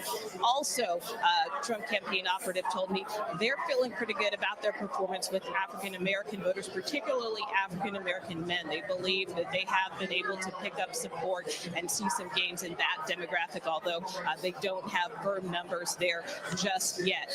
Now, in terms of talking to those with the Harris campaign and Democrats here in this state, they are continuing to keep their fingers crossed because they acknowledge and note that there are still a lot of outstanding votes out there, particularly in Democratic strongholds right here around Metro Atlanta, places like Fulton, DeKalb, and others where they feel they will pick up some more numbers and pick up some more steam. So they are continuing to watch and wait these returns as they come in. Nicole Killian with that great reporting from Georgia. Thank you. I want to bring in CBS News contributor Ed Gordon. He's at the Harris campaign headquarters at Howard University in Washington, D.C. And Ed, I know it's still loud there as many people are celebrating and waiting to potentially hear from the vice president. But what are you hearing? Hi, Nora. It is a celebratory mood here in Washington, D.C. on Howard's campus. Every time the announcement comes of a state won by Kamala Harris, there are huge uproars and applause. And of course, when Donald Trump, in fact, wins a state or projected to win a state, there are boos. But we should note what we've been hearing throughout. And as we've been saying all along, it is really down to those crucial states. At the early part of the evening, it seemed, and I talked to the National Urban League, the National Action Network, and the NAACP. They were all excited about the turnout as we've gotten deeper into the right night. back, so give me 1 Some second. of those states didn't hit the projections they wanted to see, only by a couple of percentage points. And so the black vote, while it turned out, particularly in Detroit, in Atlanta and in Philadelphia, they're still concerned that it may have been a little softer than they wanted to see. But it is, as you all have been saying all evening long, still very early, and we'll have to see. Some of those polls stayed open much longer than they were supposed to, based on a bomb threat in the Atlanta area, and one poll opening late in Georgia as well. So they've kept that open. So we will just have to wait and see how the black vote starts to roll itself out and the impact it will have. Ed Gordon, thank you so much. I want to just take everybody through the latest numbers when it comes to those 7 battlegrounds that we have been watching so closely tonight. And if we could just start with, Georgia and North Carolina and tick through what that latest vote count is, because as David Becker has told us, let's start first with the blue wall, if you will, there. These are the states that the Democratic Party believes if they win all 3 of them, and the numbers show Kamala Harris would become the next president of the United States. At this hour, CBS News rates all 3 of those as toss-up. So that's where that stands at this hour as that vote comes in. And as we know, Pennsylvania takes much longer to count. 4 years ago, we were all here until Saturday. They were saying it would be quicker this year, but we don't know yet because we know that polls are still open in Pennsylvania because there were long lines today. Now let's take a look at those Sun Belt states. And there you see Georgia, a toss-up, still that vote coming in, although officials had told us that we would have a lot posting, and I'm going to get to David Becker in a minute on that. And then in North Carolina, where I am hearing from a source close to the Trump campaign that he is doing well in the rural areas in North Carolina and Virginia. And so that is making them feel optimistic. And a reminder, North Carolina is the only of the 7 battlegrounds that Trump won 4 years ago. David Becker, tell us where we stand now in terms of these battleground states and the vote count. So first of all, we should just mention it's only 2 hours and 40 minutes since the polls closed in Georgia. So there's a lot of votes to count. And I think we may want to call it up again to show how many votes have been counted so far. But I did the quick math. I think it was about 4 million of a little more than 5 million out there. So they're doing a pretty good job. Remember, those polling places were ordered to stay open late in places like Fulton County and DeKalb County because of bomb threats and other issues. So yes, it looks like about 4 million have been counted and reported out so far. So I think they're actually doing a pretty good job, and I expect that we're going to see that lion's share from the Atlanta metro area come in shortly. As you noted, in Pennsylvania, it's a little different because we've got those mail ballots, those 2 million mail ballots that they're working diligently to process. I don't think it's going to take till Saturday, but I think it will take a couple of days to get to the point where we know exactly who won Pennsylvania, depending upon the margin. Good information. And of course, Nevada closes at the top of the hour. And so we will have any results and reporting from there as soon as that comes in. Of course, one of the things we have been talking. Okay, y'all. Sorry, I am taking notes on everything that's going on. As I keep saying, my coverage will not end tonight. I am going to continue to report to you guys on my personal page until we get some results, guys. But as I told you guys earlier, the most, and I hate to say that because everyone's vote is important, but those states that are really going to make the difference are split between the blue wall and the Sun Belt states. So those blue wall states are Michigan, PA, and Wisconsin. Democrats believe if they break through the blue wall, they will secure this election. And then the Sun Belt states, which are Arizona, Georgia, North Carolina, and Nevada. I know people are getting really scared by the numbers, but we don't even have a full estimate about what's going on with Georgia right now. There's only been 2 million or 4 million votes so far counted, but it's a very big state. The polls have only been closed for 2 hours and 40 minutes. They kept polls open actually longer because of the bomb threats that were going across in the Georgia area. So we don't know anything about Arizona. We don't know anything about Nevada. Nevada's polls will close at the top of the hour. So just hold your breath for that. We'll start to hear some results from them going on after 11. We will be off of here at 11, but I will be on my own page. You can follow me at tsunami.mani. That's tsunami, like a tsunami. Mani, and you guys can follow me, and I'll be doing all types of election coverage up until we have an answer.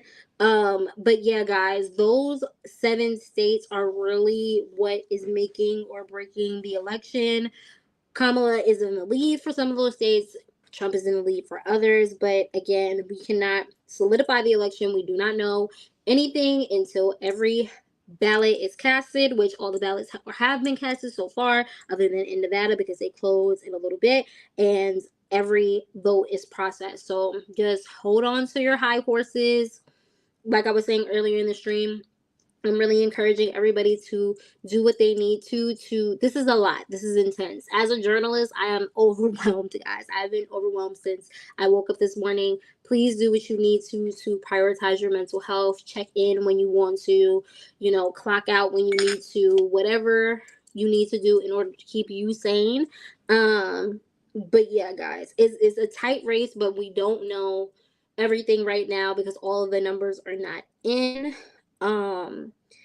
Yeah, that is where we are so far. We have been answering some of you guys' questions and comments. I really appreciate you guys for being so active in the chat. We love to see you guys. I'm also on Twitter because y'all know how we get on Twitter when elections are going on. So I've been laughing at some of the tweets that have been coming in. Oh my goodness. It's been so funny to read you guys' comments and stuff. And it's almost like kind of like a community thing. It's almost like a community thing. Like we're going through this together. You gotta laugh so you don't cry. You know what I mean? Yeah. Okay. And what is her name? Is not Camila. Her name is Kamala. Kamala. Yeah. Kamala, not Camilla, Kamala Harris what is Kamala Harris doing, or did I get people in North Carolina family that she didn't do?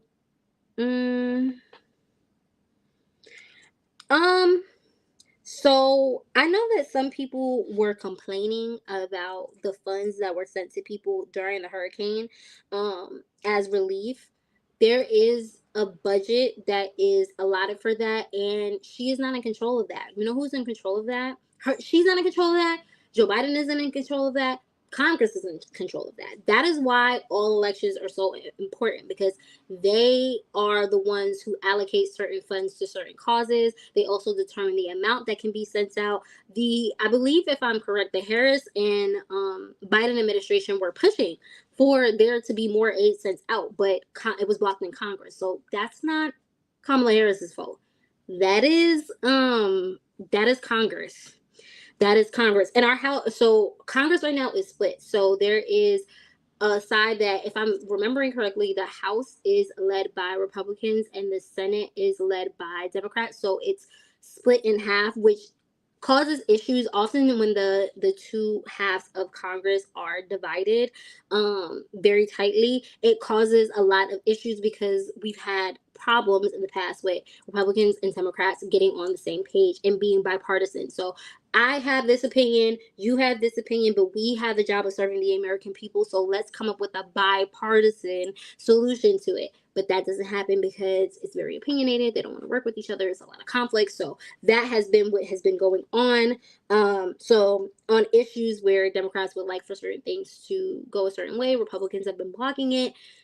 That's the type of situations we got going on. I want people to know that just because our presidency right now is Democratic does not mean that the whole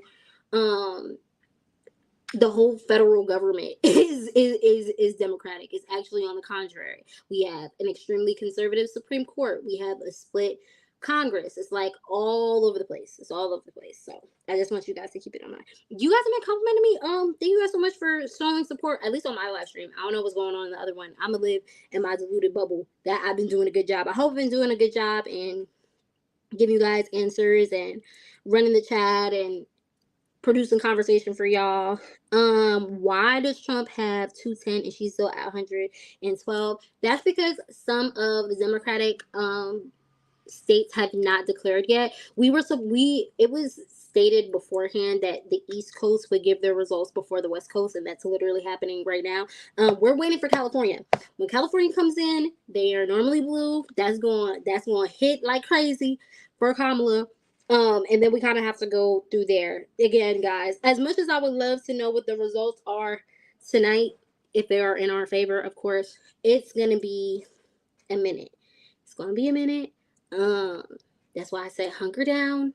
Do what you have to do. You can leave, come back, do what you got to do to prioritize your health, because I guarantee you it's not like how it was beforehand, where you go to sleep and wake up the next day and it's the election results are in, it's going to be a few days. They did say on the stream that we are watching that they don't think that it's going to take until Saturday for us to get results, but it is going to be a few days. Some of the polls haven't even closed in certain states yet, so we have to wait for all of that. They have to be counted, they have to be processed, and we want them to take their time because anything could happen. Anything could happen. Trump is really for himself, not the people. So go on and vote for him and see what difference it makes. It really isn't going to make a difference.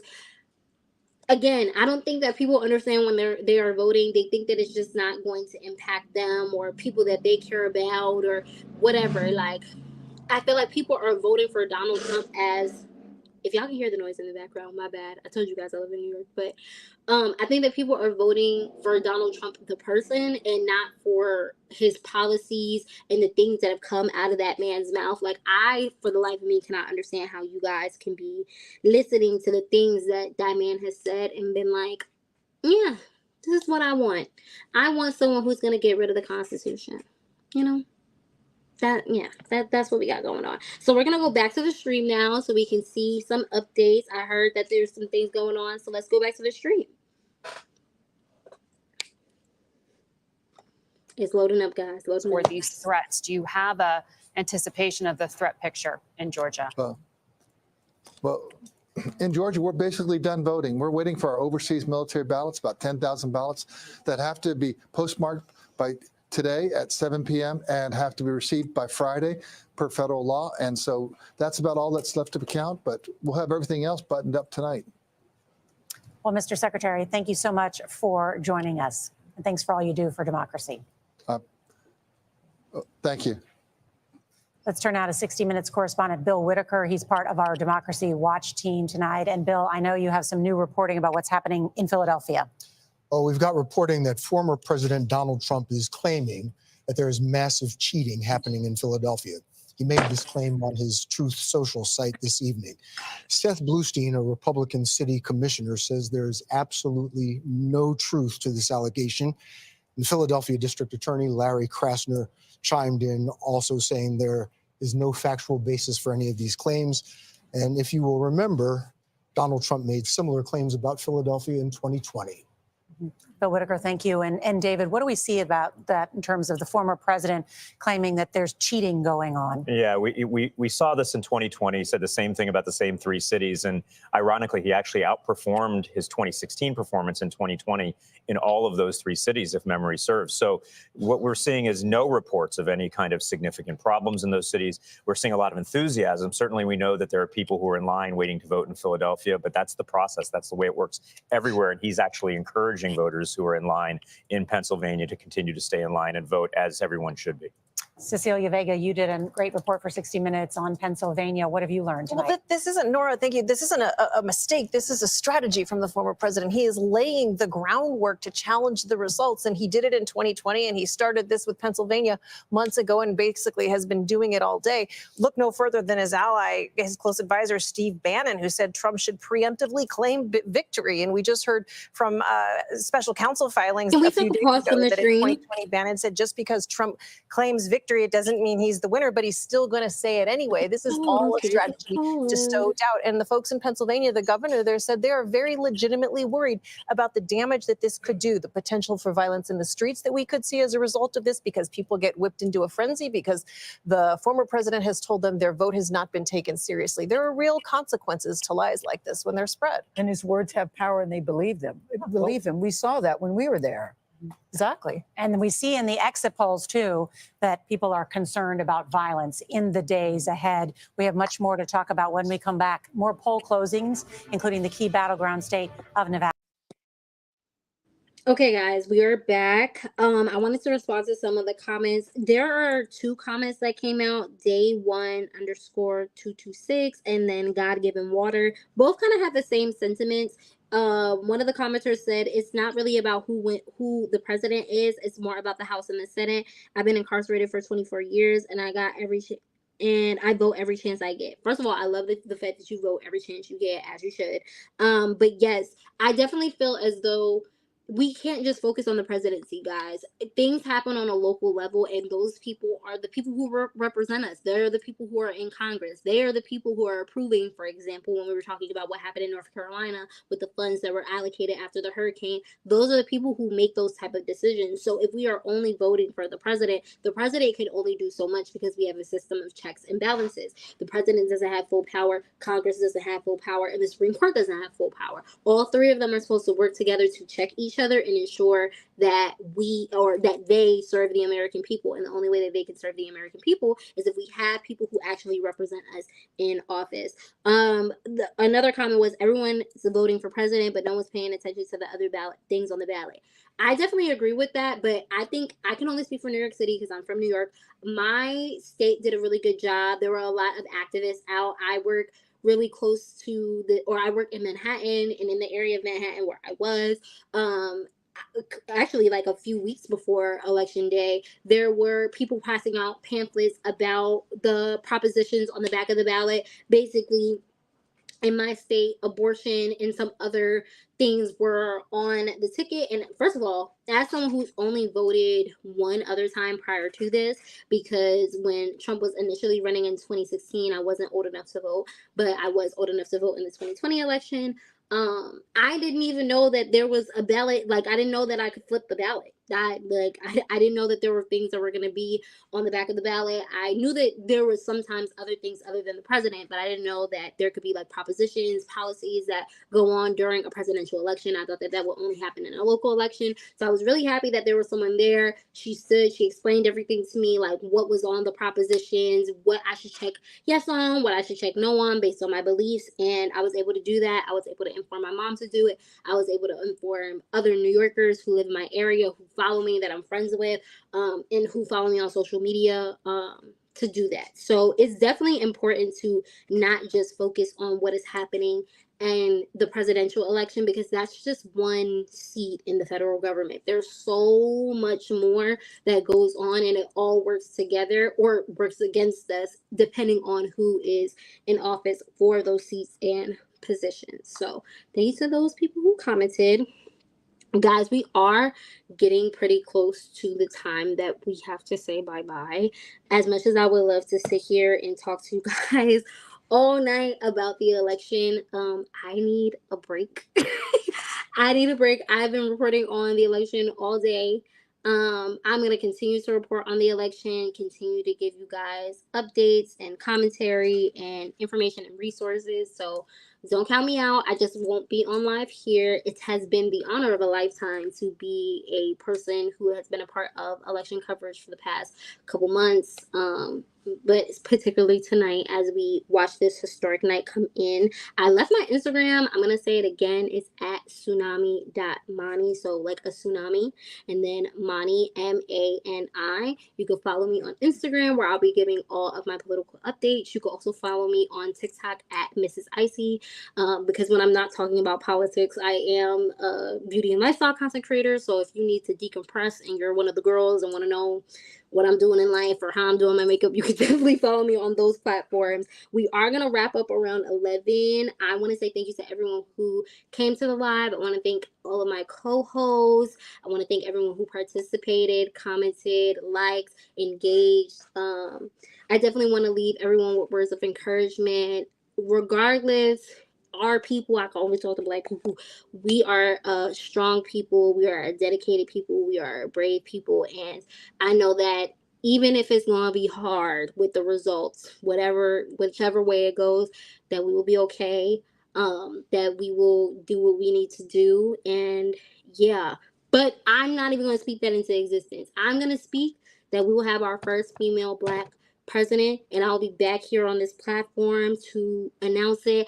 Full silk press, full Howard gear on.